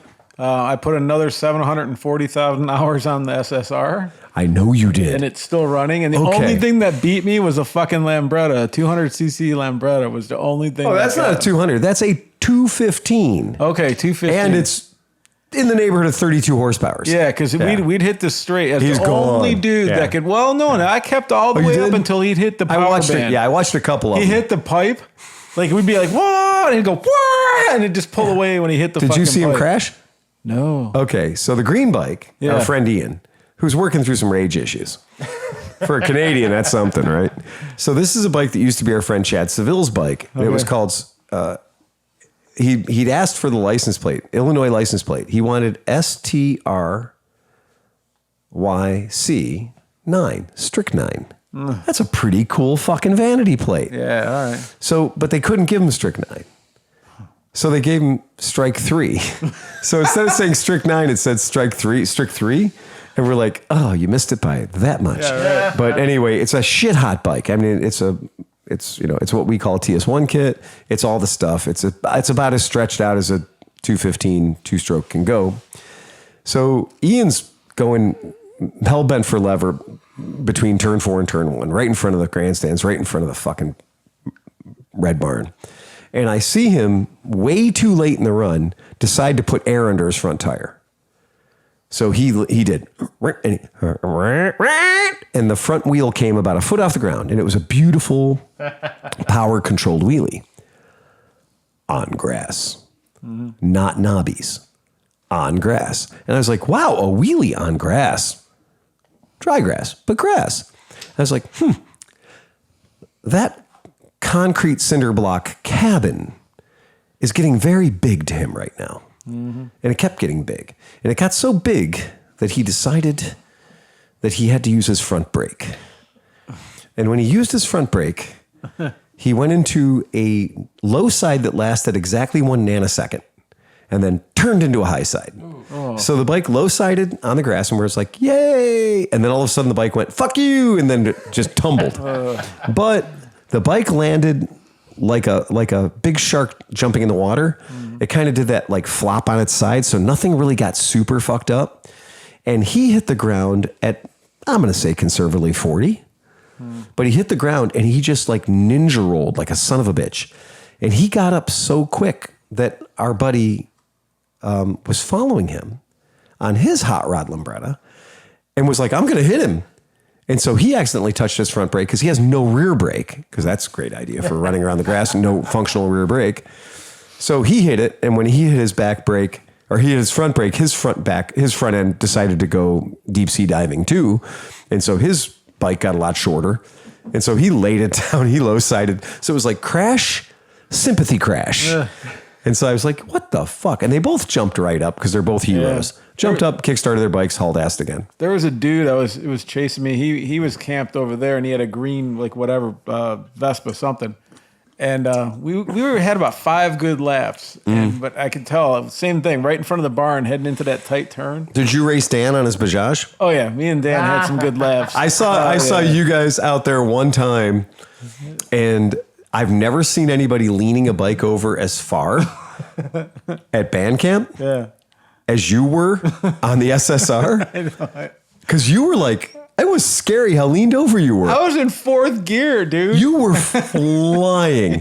But what made me more impressed, you being on a pit bike, leaned over using 100% of your knobbies, was Dan on a fucking Bajaj, leaned over just as far as you were, and reeling you in on the corner. Oh, yeah, dude. And I was like, what the fuck is going on here? Some of these dudes, they can ride the scoots, man. They were on it. There was a long-haired dude that was like a gorilla. He was a big kid. Very big dude, but he's on that GTS. Yeah, he was hauling He's about ass. 7'1". Yeah. Yeah. But he was hauling ass. He was man. going about That was- 100. Yeah, that was good, man. yeah. But the one dude, we were going and like 2-3 laps, and then I kept pulling him on that thing in front of the barn. Yeah. And then I'd brake really late because SSR has great brakes. It's great brakes, yeah. So I'm braking out. I looked really hard to make sure nobody was there, and I cut in. You cut in. And then right behind that, it's here, and you just see that dude just like sliding down the grass, you know? I was like, oh. Ouch. Yeah, it looked like he was in control, so I just kept going. It looked like he was in control. No. If you crash in turn one, you get... And Tom won rally asshole? I know, right? Look at this guy's... Sleepy's out there showing a guy chopping a wheel Right? Here, at wait. band Do you camp. need this? Do you need the award? No, I'm good, man. Hey, that's the vicious thing about it. I'll go as fast as I can from turn 2 to turn 3, right? Yeah. And that's how Tom fell down. He's going too fast. Turn 3 will get its blood. You It can go will so always get its fast. blood. You can carry so much speed through turn 3. Yep. You just got to slow down for 4. Yep. But the problem is turn 1 has no forgiveness because the rundown zone is a porch and a cinder block building. They put hay bales down there. Yeah. Usually it's muddy as shit. I don't know if you know this, but for years and years and years, what we would do is we would take 55-gallon drums of water that were trash cans, and we'd fill them with water, and then we would intentionally dump water in one. So guys would intentionally dump water in one to make the race more interesting. Yeah. Because like the rest of the whole thing would be dry grass if we were lucky and didn't get any rain that year. But turn 1 would be a shit show. But you would know to take it easy through 1 because it's like a chicane. You have to take it easy through there. Otherwise, you could cook it right into a cinder block building, which people have done. Yeah. And the building does not forgive you. It ain't gonna move. It just kills you. Yeah. Well, it's been there a few years. It has been there. Basically, a lot of people have hit that building. They were probably built in the 50s when they were cabin/bomb shelters. I think you're right. Everything's got like a civil defense marker above it. Yeah. No, kids, it's okay. Duck and cover. Yeah. Right. What do we do for an air raid siren? Same thing we do for a tornado. Yeah. Kiss your ass goodbye. Yeah. But that's where I think that the silly thing about the Coleman was I brought the Coleman out to band camp because I was like, it can't get hurt. But I also brought the TW200, which then was like dangling candy in front of all of these people. Oh, yeah. Because everybody was like, I'm going to fuck her.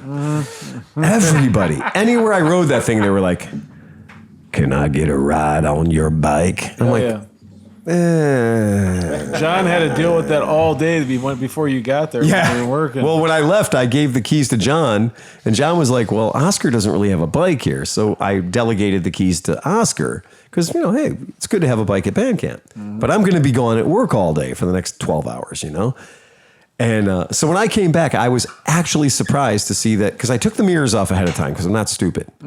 I took the mirrors off ahead of time. I was like, that'll get broken if we're just even being irresponsible. Right. But I was surprised that the TW200 was not harmed. No. And it was ridden? No, I was like, my friend Shannon, she was like, oh yeah, I got to ride it. It was exactly what I thought it was going to be. Yep. It's exactly like the one I had 10 years ago. Mm-hmm. Yeah. So that was cool. And that thing does band camp perfectly too. There are perfect band camp vehicles. Mm-hmm. Your SSR, definitely. Thank God you put the new exhaust on it. Yeah. Because if your exhaust had the stock pipe on it, people would have fucking hated you. I know. Because there's a thing about band camper. It's like, yeah, we want you to be fun and have a good time and be silly. But if you annoy us, we're going to throw full beers at you. Yeah. And that thing was just, it's quiet. It sounded perfect. Yeah, it's good. Yeah. I don't think you could it's me, dumbass, knock on wood.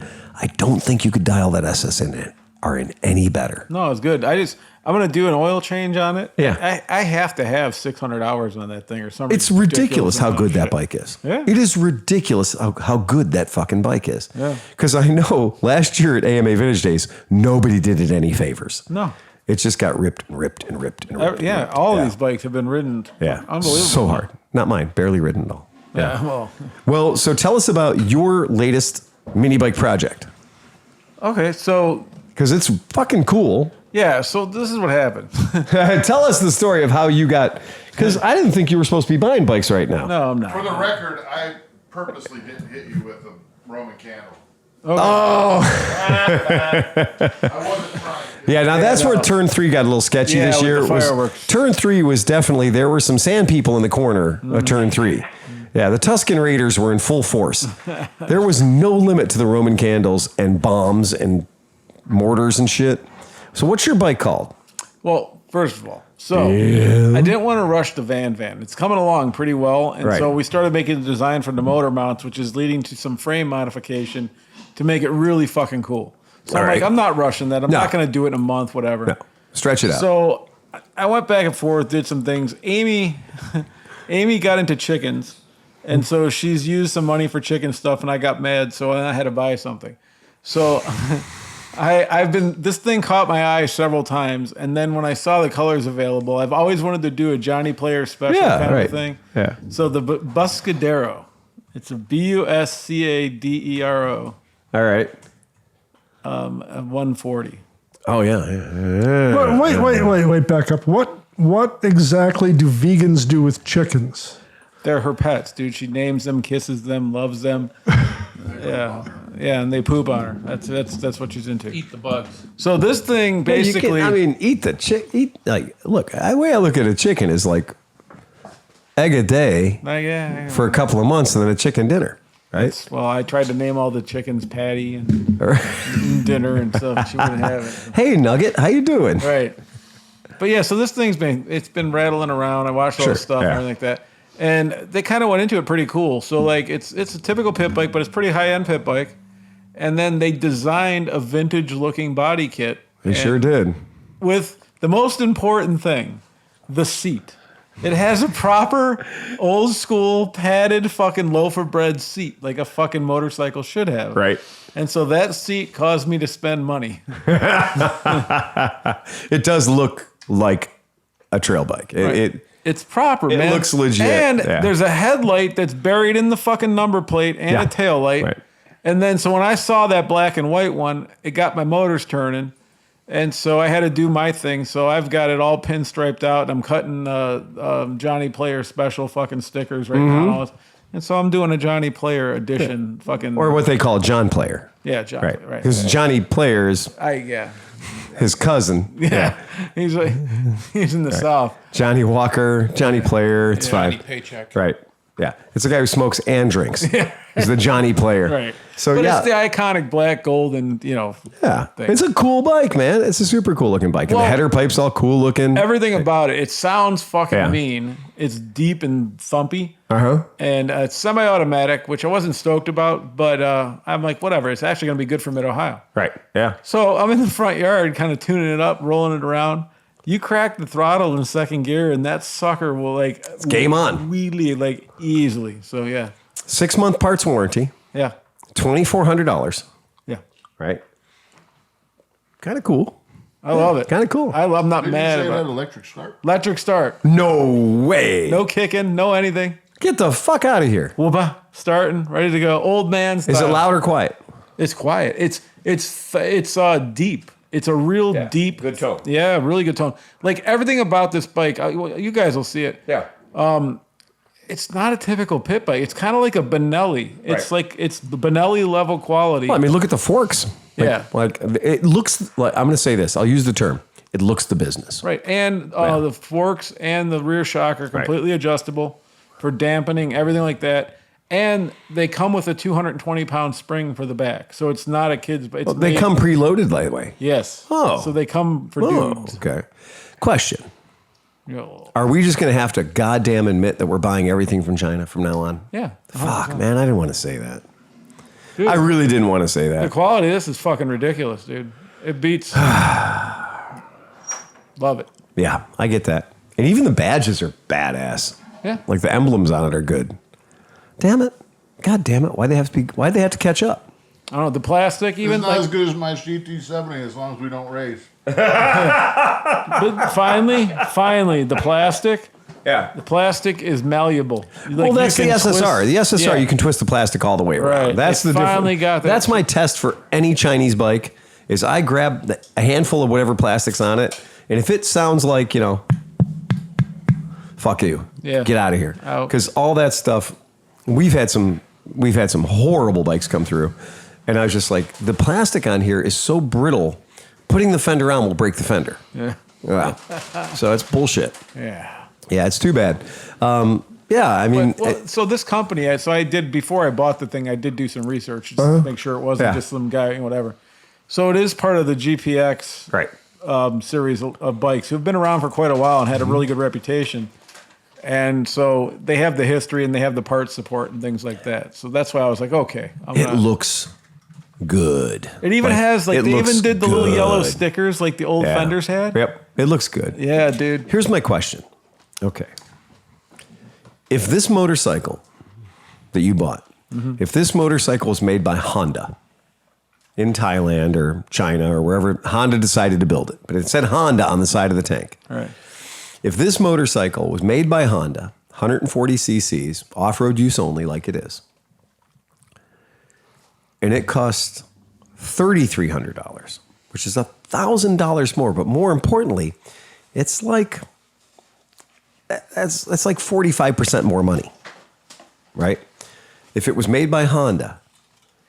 Because if you look at Honda's pricing structure for their Monkey, if their Grom, the Dax, like all those stuff that Honda does, if Honda did this exact motorcycle, like it is right here in this picture, vintage as fuck, and they did this motorcycle, the Buscadero, but they did it for $33.99, which is right where Honda would price it.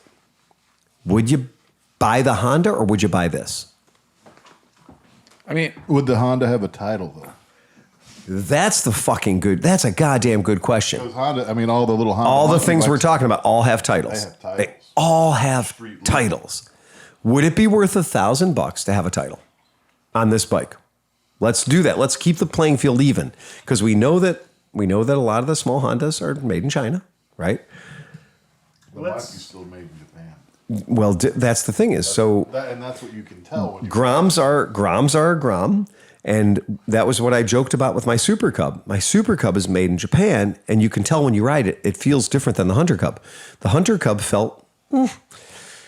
the Super Cub feels like a goddamn jewel, right? The Super Cub feels lovingly crafted. The paint, everything on the Super Cub is better than on the Hunter Cub was.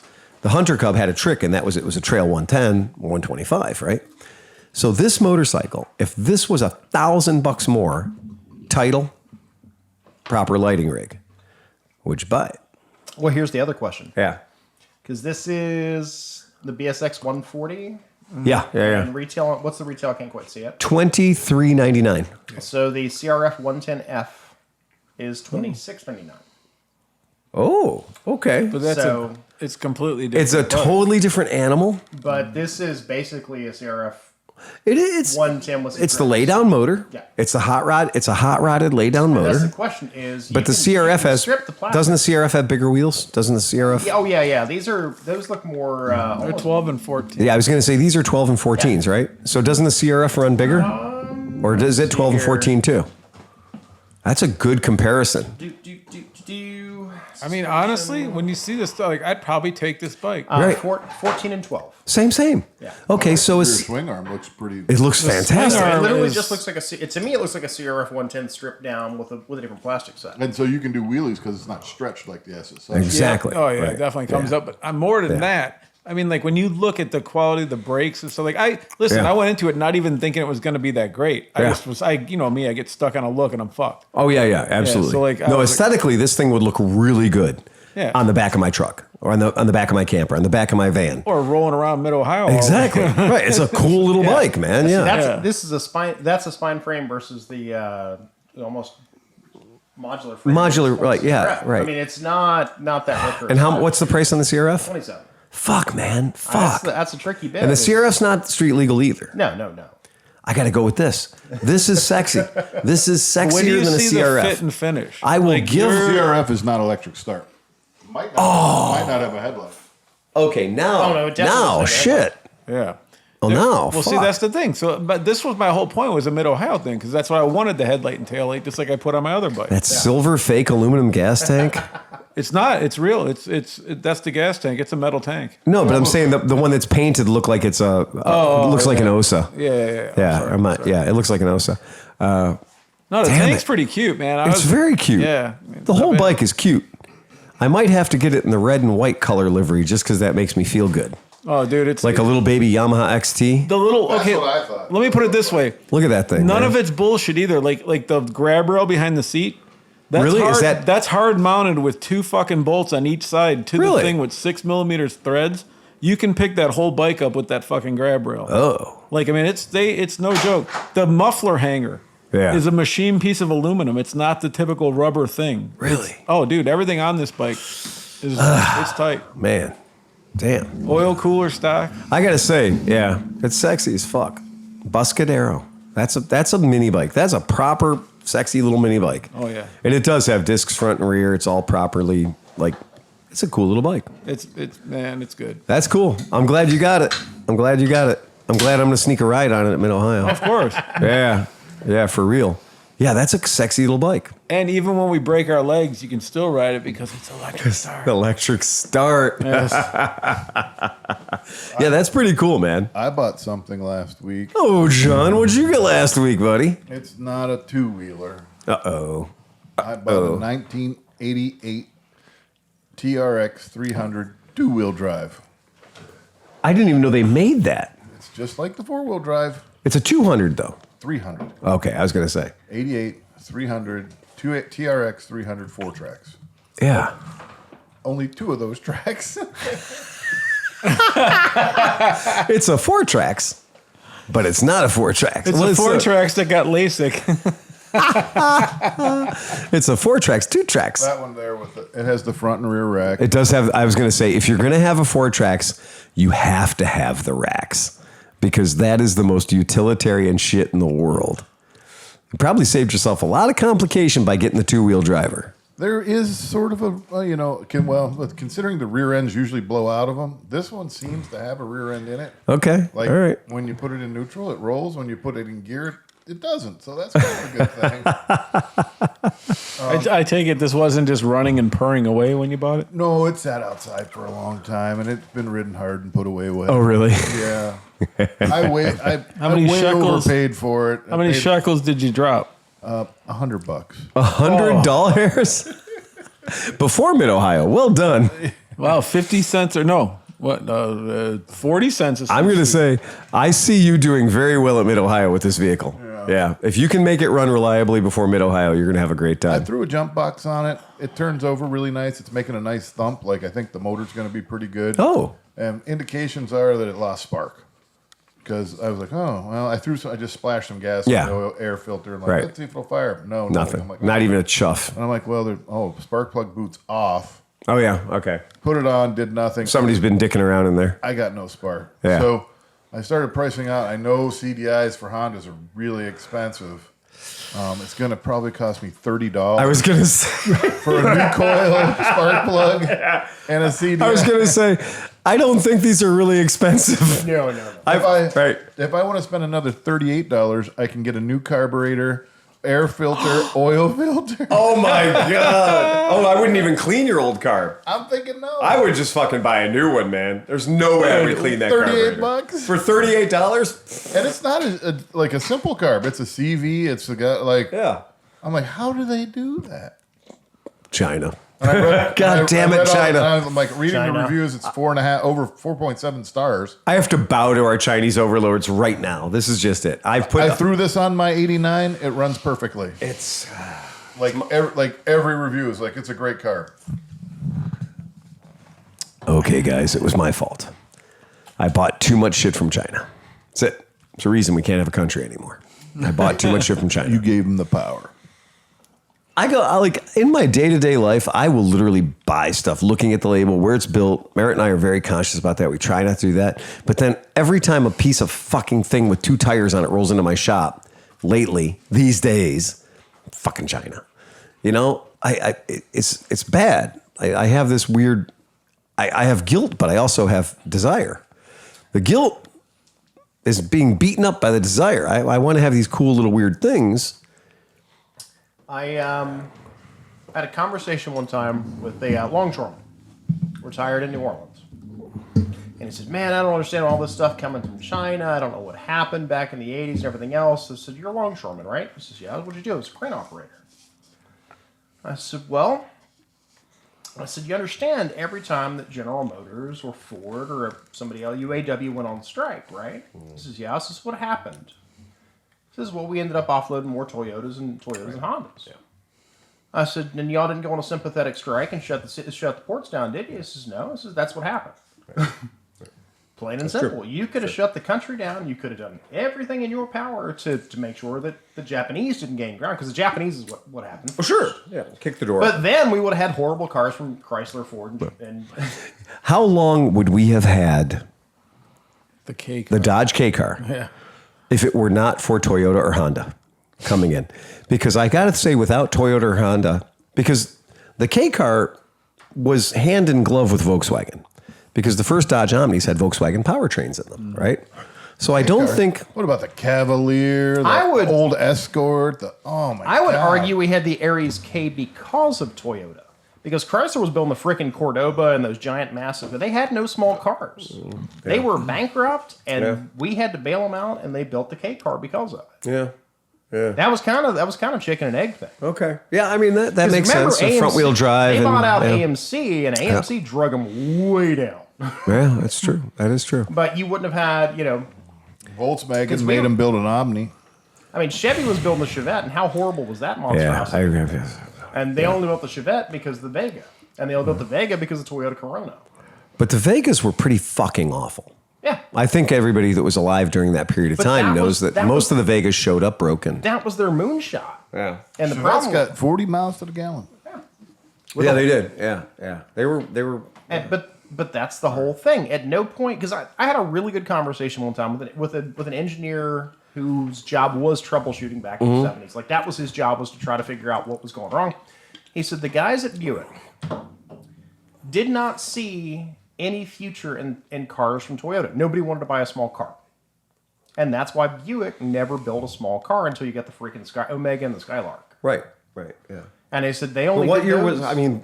wasn't that all reactionary to gas prices, right? Well, no, part of that was Japanese and part of it was gas prices. Yeah, because I remember... Because you already had... I didn't have...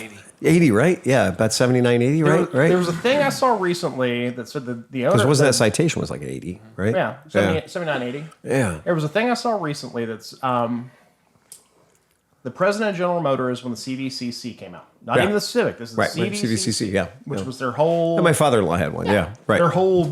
If you ever want to see a horrible nightmare of a vacuum tube situation, look at a CVCC. About 100 feet, yeah. It got great gas mileage. Yeah. It did not suffer for power. It did what it was supposed to do. Yeah. Now, the CEO of General Motors laughed. He said, well, we can't put that on our cars. What was it? Honda took like a freaking mega barge Cadillac back to Japan, put this system on it. Mm-hmm. Not only was it more reliable, it got more power and more miles per gallon. Yeah, but America didn't want to do that. We did not want to innovate. But we have to turn that light, and we have to aim that light over to motorcycles, because in 1980, right? In 1980, there was not this overwhelming sense of malaise that happened in the automotive industry, where, yes, we had this conversation the other day about the dual overhead cam Hondas, about how like the idea was that they were selling us this based on power, because other competitors of theirs had gone to a dual overhead cam. Honda was late to the game. Suzuki had already had a dual overhead cam.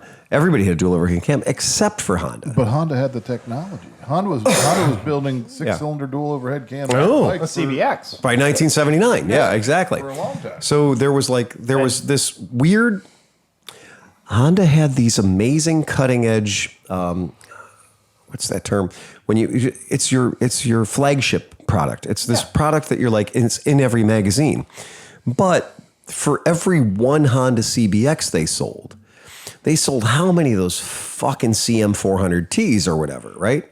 That were pretty goddamn awful motorcycles and had that malaise spirit, right? Suzuki ran their GS450, which you have, which is fantastic. Gear shift indicator, dual overhead cam, revs out to fucking ever, and is kind of a cool looking bike. At the same time, they had a healthy range of the 550, the 850, the 1000, right?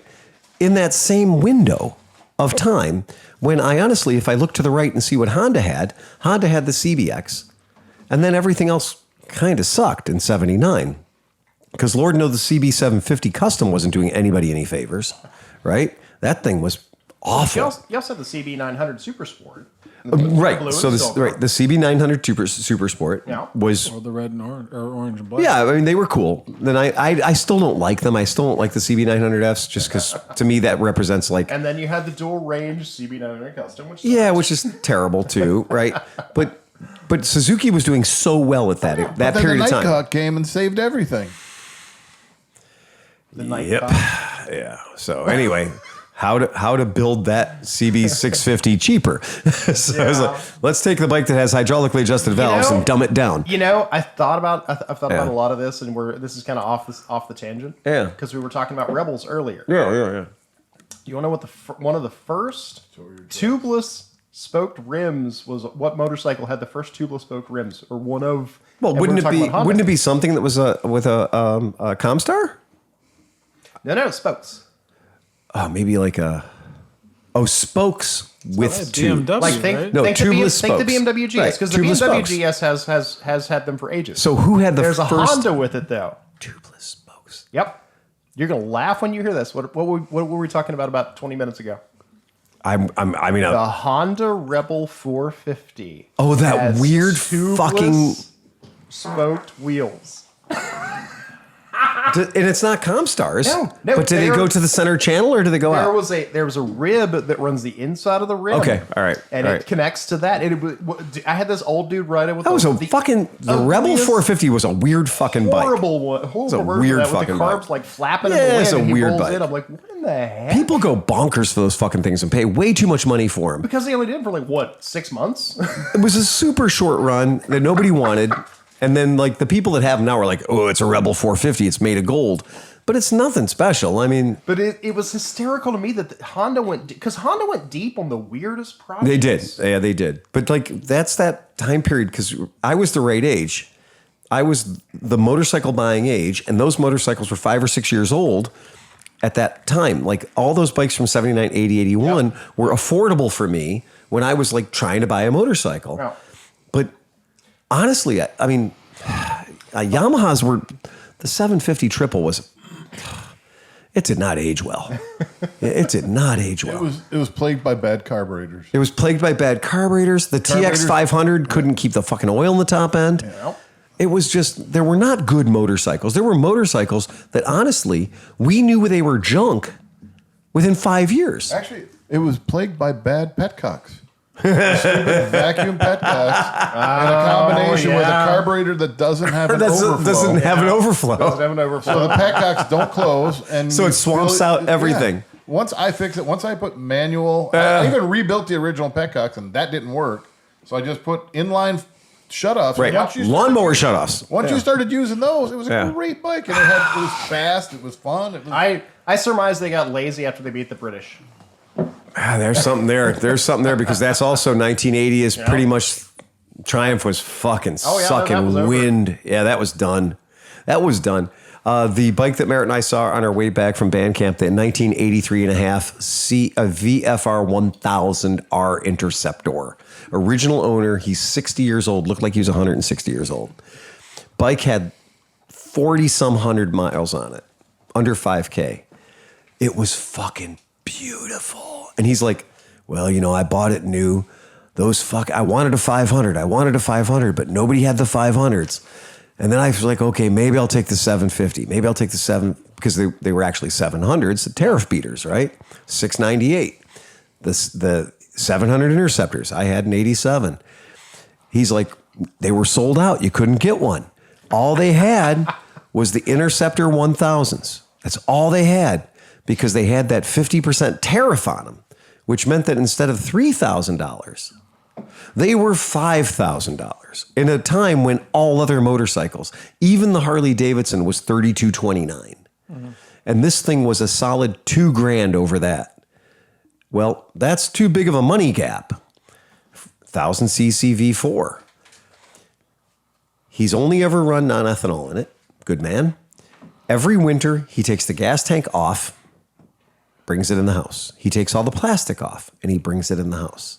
He sprays the bike down with WD-40, puts it in a blanket, puts it in his garage with a fan blowing on it. Every winter, since it was new. Well, strike that. He said for the first 5 or 6 years, because he's a young guy. So he bought it new in 84. For the first 5 or 6 years, it lived under a tarp next to his house. Right? He didn't change the tires on it. The tires were the original tires from 83, 84 until 5 years ago.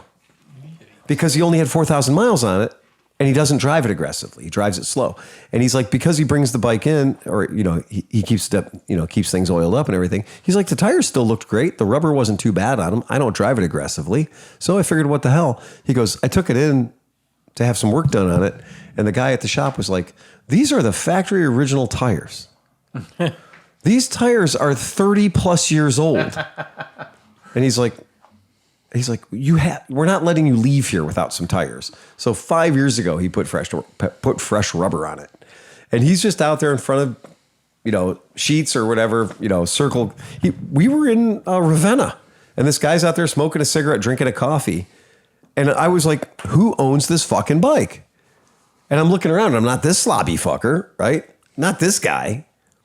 No way. No, not this guy. He's wearing like white Bermuda shorts with nothing but stains on them, a white T-shirt with the neck sagged down to about here, smoking a cigarette, drinking a coffee. We went inside the freaking, and it's got like a nice helmet on it. There's a red, white, and blue exact color match to the bike, but a new helmet that matches the bike nicely. I was like, there's going to be somebody in there like looks like they own this bike. Black chrome factory exhaust looks sexy as fuck.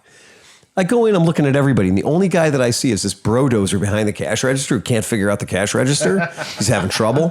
And I was like, I looked at Mara and I was like, that's our guy. A little extra roid action on him. I was like, that's our guy. He looks like he takes care of himself. He's got like a perfect haircut and shit. The bike's perfect. So I'm like, is that your Interceptor out front? Huh? Is that your VFR? Huh? Is that your motorcycle? Do you know who owns the motorcycle up front? No, I don't know. I was like, oh, fuck that. So Merritt and I go back out. We take some glamour shots with the bike. And this guy's just watching us, just shutting up, just smoking and drinking his coffee. And I was like, Merritt goes, is this your motorcycle? He goes, it is. And Merritt was like, never would have guessed that. And then we got the whole story. And what a good story it was. This guy, and I was like, are you going to AMA Vintage Days? And he goes, thought about going to that. Your bike would be the king of AMA Vintage Days. This is a bike that raced at Mid-Ohio. This is a bike that has one of the best spectacular VFR 1000 racing histories of any motorcycle out there. Legendary motorcycle. Unbuyable because they were extraordinarily expensive compared to everything else. We all have had Interceptor 500s. We all have had Interceptor 700s and 750s. Nobody's had an Interceptor 1000 in the red, white, and blue Honda Racing paint livery. In perfect condition, all stock, everything, nothing cracked or broken. I'm like, if you take this to Mid-Ohio, you could sell this in about 7 seconds for 10 grand. And I know you spent $32.99 for it or whatever in year of our Lord 1984. You got to think that this is a good move when you don't really fit on this motorcycle anymore, whatever. And he goes, I heard I could get about 10 grand for it. And I was like, or just take it there and sit up next to it and Smoke cigarettes. Find another guy who has one and chit chat. Or whatever. Or instantly become the president of the VFR 1000 Owners Association because you are the original owner of this bike and have a title that says you bought it when it had 0 miles on it. This is kind of a legendary Survivor story you got going on right here. And he's like, yeah, this isn't, we're in Ravenna. We're not even far from Mid-Ohio. And he's like, No, I don't know. I might run over there and see what's going on. Oh, I wanted this guy to be amazing. I wanted this guy to be my hero. I remember before I was reborn. This guy let me down. You know, I felt so bad. I wanted him to be so cool. I wanted him to just be like, yep, I was racing Arma that year. Yeah. You know, I took my team numbers off the side. No, it was not. It was the opposite of that. But, oh, man. But he's doing the right thing, though. We joke all the time, like, I'm going to rescue that bike. You're not going to rescue it. He's already rescuing it. He's riding it just enough to keep it perfect. He's taking great care of it. He's not killing it. He's not crashing it. He's not abusing it. It is better doing what it's doing right now than being on a stick at Barber. Did you know what's impressive is that, because so I had Honda Hurricanes back in the day. Yeah. And that plastic, even a few years into owning it, was getting kind of interesting, man. Like the tabs on those, like when you were taking panels off, you had to be very ginger.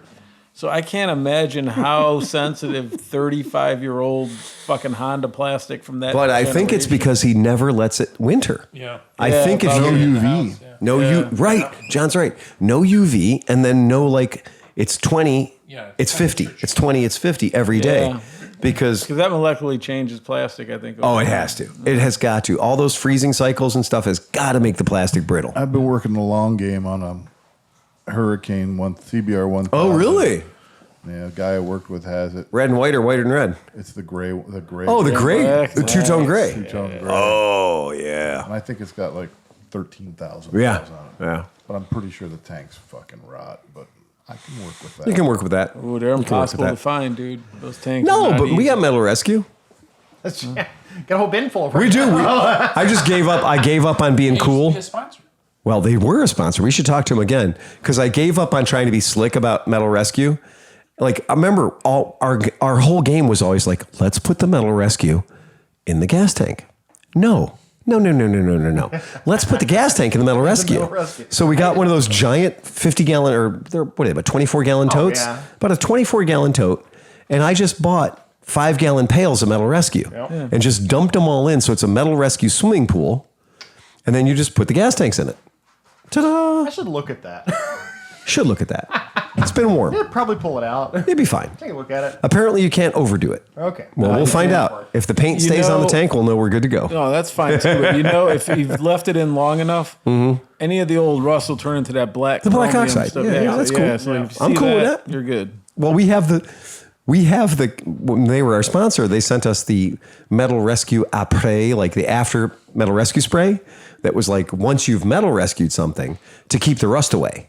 So you spray it with this other stuff they sell to keep the rust from immediately attacking your recently naked metal. And so I've noticed that above our fireproof cabinet, we have 3 or 4 jugs of it up there, like some spray bottles of that up there. So I was like, okay, as soon as that tank comes out of the Metal Rescue, hit it up real quick. Yeah, so pretty cool about that. Yeah, that's about it. Anybody else got anything else? Well, we're 4 weeks away. That's it. Is it really 4 weeks or is it 3 weeks? Well, maybe 3. Yeah, I think we're 3 weeks on. Oh, I guess It's 4. Yeah, what's the dates of the event? 21, 22, 23rd, 23rd? Okay, all right, that's it. So, Yeah, we're 4 weeks out. yeah, so this in is 4 the weeks. This is the 1 month warning, guys. Get your shit together, man. Start packing the trailer. is. Does Chris have a joke? Did you bring a joke, Mr. Chris? Well, Only for our top tier patrons. Talk amongst yourself. We have some new Patreons. We have some people that have recently decided to join this merry band of idiots.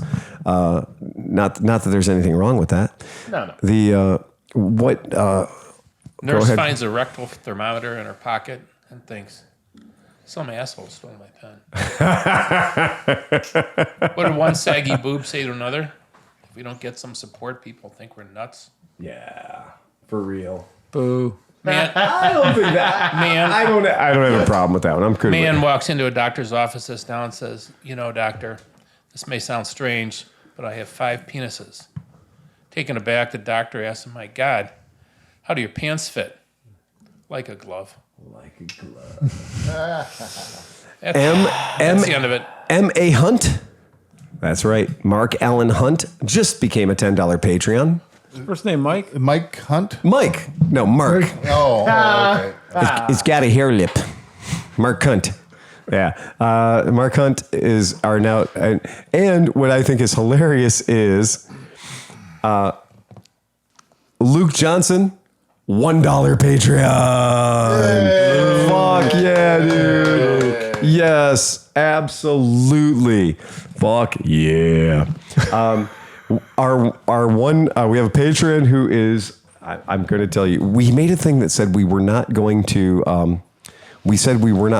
send any Patreon swag boxes. You know, Renee's tight little box. We weren't going to send that to people that were outside of the, contiguous U.S., right? And so, are you ready? And it's been that way. We've never promised to send you a package. Renee's box or my package. We don't ship them outside of the U.S. All right. I have been a Patreon member since July of 2020 and a listener much longer. I heard that you will now ship internationally if the receiver pays for shipping. That is true. I would gladly pay for a box of swag to show my support of the show. I was fairly new to riding when I found your podcast, and I have learned so much.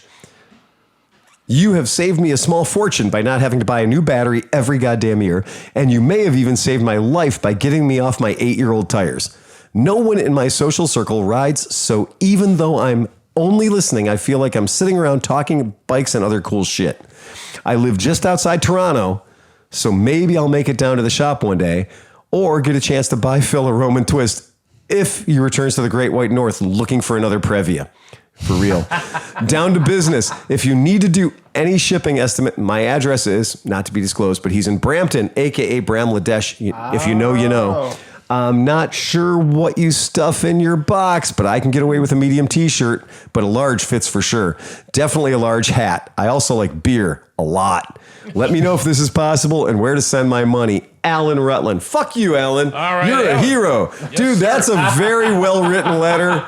It had just the right amount of grease in it. Like, I love you guys. Send me some stuff, right? But see, here's the thing, man. He got it. You get him. That's his moment, and he took it. You know what I mean? Like, And we that read was his the shit. introduction. Yeah, right. you know what And that I'm was a saying? badass fucking letter, too. That was a man. badass letter. I love like it reading a lot. badass letters Thank like you, that. Alan. Thank you, Alan, that you're a fucking rock star. Could have gone. He could have dogged Johnny at the end just a little bit. Robert That- Thornton. yeah. Robert I Thornton. would have preferred that. But Robert Thornton is a $10 listener, $10 level just now. He gets the punchlines.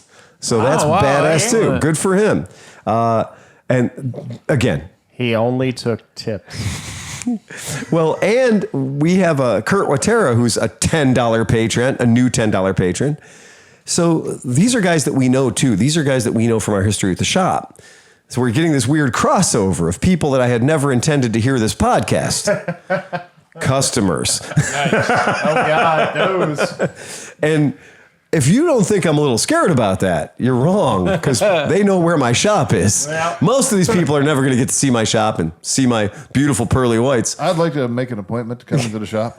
Oh, what are you interested in buying? No, I just really need to talk to Phil about what he said on the podcast. We're going to discuss some We gotta shit. talk something. I have a list of grievances. Yeah. I know I need to make an appointment. What Nice. appointment I will make. When we get the feedback, when we get the letters and stuff like that, it is absolutely fantastic. But if you can't find your way to the keyboard, keep in mind that we are at Mid-Ohio and we accept donations of brown liquor, of tequila, bottles. Toot, smack, blow, psychedelics. That's also true. We have not had anybody come up to the podcast with mushrooms. Like, because we all like mushrooms. We all enjoy mushrooms, right? Yeah, I'm like, I don't need anybody bringing me Bolivian marching powder at Mid-Ohio. Yeah, no. although somebody did just perk up a lot when I said that, right? Maybe, yeah. Exactly. I don't think he actually likes it. I think he just likes the what smell. shirt are you wearing? Yeah. Oh yeah, look at that! Look at that shirt. I'm wearing my new Bourbon Fairy shirt. Bourbon Fairy shirt. Where did that Bourbon Fairy shirt come from? Amazon's. They just They made just that? had a For Father's Day. They just had a bear. They with didn't the have bourbon. to. They did not have to custom make a Bourbon Fairy shirt. I did a search for Bourbon Fairy, and it came up. Get the fuck out of here! So I put it in the cart. Oh my My god! family purchased it for me. Did they at least comp you on it, being that you are the guy? That's kind of The amazing. original? The original? I mean, that is Aboriginal. that is fucking amazing shirt. I thought that was a bespoke, made one of one Yeah, me too. shirt. You can all have Bourbon Fairy shirts if you like. Dude, you're missing a marketing plan. I ended up on a pair of pajamas, and that was weird. 2 pairs of Two pajamas. pairs of pajamas. Pajamas, though. Those are nice pajamas. Nice. Yeah, but I ended up. My face is all over. I saw that. My attorney. Oh, no, you're talking. Oh, yeah. Oh, yeah, no. Oh yeah, no. Like my face. Like Gouliard or whatever. Goulardi? It literally. Somebody found my picture on the internet. Imagine that. No. And then put that picture, 2 versions There's of them. 2 different pictures. I was about to say, each Yeah. jammies were different. Yeah. Because one had glasses. I would like to remind you, that's my attorney Oh, very and nice. his wife.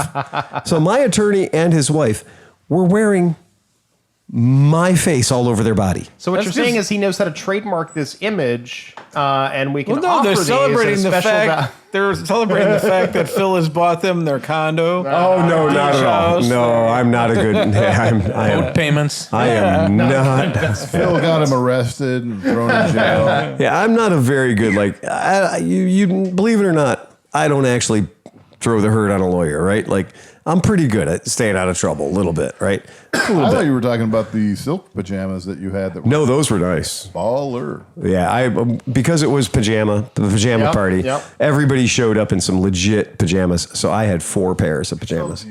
Yeah, some people did. I don't know, man. Look, if you sleep The cool nude, people do. if you sleep nude, you walk around nude. That's just the way That's it works. also true. You were fine. Yep. Nobody wants to see that. I didn't mind seeing Oscar naked all weekend, though. That was all right.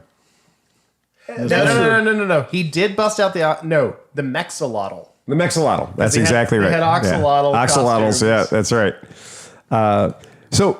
But not always do our Patreons fuck up. Sometimes they fuck down. Nope. Well, damn. I wanted to stay on the $20 level to call in and be at the Legends, but on my vacation to the Tail of the Dragon, I had a major issue with my bike. Oh, Uh-oh. I had to trade it in towards a newer model, and I have to make those payments. I'm going to drop down to the $5 level because I still want to support the show, and I'll see you guys at Vintage Days. Fuck yeah, man. That is totally... Well, I'm and just happy you're still hanging in there. that's exactly fucking right. And enjoy your new motorcycle, too, man. Because that... If we're going to celebrate things, and I believe that we did should he always... buy an 883 or something good? I don't know. Less intel on that. But I guess the idea would be, I do want people to understand that the Patreon stuff, we're not walking around with a big bag of money.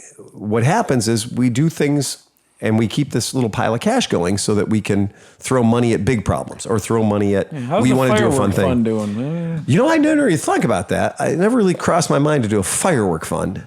Yeah, because we had yeah. some fun there at band camp with the old fireworks. It was there. good. Yeah. That was good. Yeah, pretty that was good. pretty good. I've never been a big fan of the buying of the fireworks because it's literally watching your money go up in smoke. But it's worthwhile smoke. You guys were doing bottle rockets and shit in the daylight hours, and I was like, "Come on, really?" Well, I was excited. I know. You couldn't wait. We had a lot to light off, and we had to get it done by 11 o'clock. it had to be done There by was 11. a true. fireworks It's cut off. curfew at 11 o'clock. I'm very curious to see how they treat fireworks at AMA Vintage Days this year because in the past that's caused fires. So I guess we'll have to see how wet we are I going talked into him out of buying the parachutes. parachute flares. Not me. No, that was Nick. Oh, Oscar was going to. Oh, Oscars. Yeah, right. I Hey, totally Johnny get that. Boy, is there a GSG update? I saw him today, actually. He's over at his house. He's in good spirits. That's cool. He said to everybody out there, you can suck my little Vienna sausage-sized dick. I might be paraphrasing. You made it perfect. Our friend Pete at Nokomoto, who's a bit of an AMA Vintage Days legend himself, he said he gave a big shout out to Steve and said, "Hey man, you know he's not a God guy, but he's like, I just want you to know that we're all in this together." He did notify me that he did take. I put the batteries in the electric wheelchair. Yeah. He was able to take it down to the bar and back. Pretty happy about that. No shit. Death defying going up the not the- 80H ramp at all. Dude, Fuck. talk about not a ramp. Like the ramp that we have in front of our booth at AMA Vintage Days is not scary. The ramp going up onto Steve's patio is terrifying. Terrifying for people who can walk. In a fucking handicap wheelchair? Oh boy, that's terrifying. That's some scary shit right there. I would not do it. I would insist on at least 20 more feet of ramp. Yeah, that shit is way too steep. So should we... His wife doesn't want him to ride motorcycles, but All right. We'll see how that goes. He was when he saw the buddy, he was like, "Oh wow," because he hasn't actually seen that bike since he's been conscious. Oh, really? Yeah. So he was like, "Wow, it doesn't look bad at all." I mean, he's still really trying to figure out what happened. Yeah, he doesn't know. he may happened. never know. I mean, that's the magic so. thing about the human brain is it'll keep those things from bothering he's you. Like the last thing he remembers is driving up to New York. Like he's lost. Yeah, I mean, time before the yeah, and stuff. that's how it goes. Maybe he just was abducted by aliens and their probes were just too big. Oh, he did have a good story about taking the pins out of his wrist. Yeah. And the guy was like trying to take him out with like forceps or hemostats or whatever. He's like, this isn't working. I usually use a set of vice grips. And the one other tech was like, I got a pair out in the trunk of my car. So he runs out to the trunk of his car to get the vice grips to come and literally yank these pins out of Steve's wrist. I didn't. So the pins that I had, because I had a halo around my wrist with wire supports holding it together. And there comes a point where the doctors are like, well, we're going to have a look at it next Tuesday, and we'll probably, if things look good, then we'll probably pull them out. But if you've ever had one of those, they're really fucking annoying. And they bash on everything, and your whole world is all about, you were not expecting to have a fucking 6-inch ring around your hand. So you want to get that fucker off as quickly as you can, and you got all these little strings and wires holding the bones where they're supposed to be. So I was probably 2 weeks premature, which is about on time for me. And I was like, I'm just gonna snip one of these. I'm gonna snip one of these wires. Yeah, why not? Yeah. I snipped one. I was like, oh look, I can move my pinky. I'll snip another one. Look, I can move my second finger. This is really great. I can actually move my hand around. Fiber subs. See if that works. And in one episode of MASH, I had managed to completely free my hand from the cage. And I just was standing there, and there's all these little pins sticking out of my fingers. But I was I was fine. I was like using my hand like a normal human being again. Because you're young and you heal fast, right? And sometimes you beat what the doctors say you're going to do. And then I had to make that decision about well, this can't stay like this because those pins got to come out. Were you trying to decide whether it was ready for action? Speaking of it's right hand, right? That's it. I've been having a stranger for about 4 weeks, and it was not going well. I was all screwed up. But I did find out, though, it was a 5mm head. So these little things all these little screws that went into my bones, that's a kind of a weird size, right? So 5mm is a weird size, but I went in my toolkit and sure as shit, I had a 5mm out there, Lambretta tools. And I was able to just sit there and just real slowly just back those screws out. And the weird thing was no blood, no blood, because they'd kind of, cured around it. So little Neosporin in there, take 3 pins per finger. Well, you're off. That's cool, man. It was great. It was fantastic. Yeah. So I went in for my appointment and went, hey, how's that look? I just saved myself $500 by doing that. I just literally looked at the doc and I said, we good? And he's like, what the hell? I said, this is great. I've been fucking it for a week. Nice. All right. Anybody else got anything else? Fuck it. Ride fast and take chances, guys. All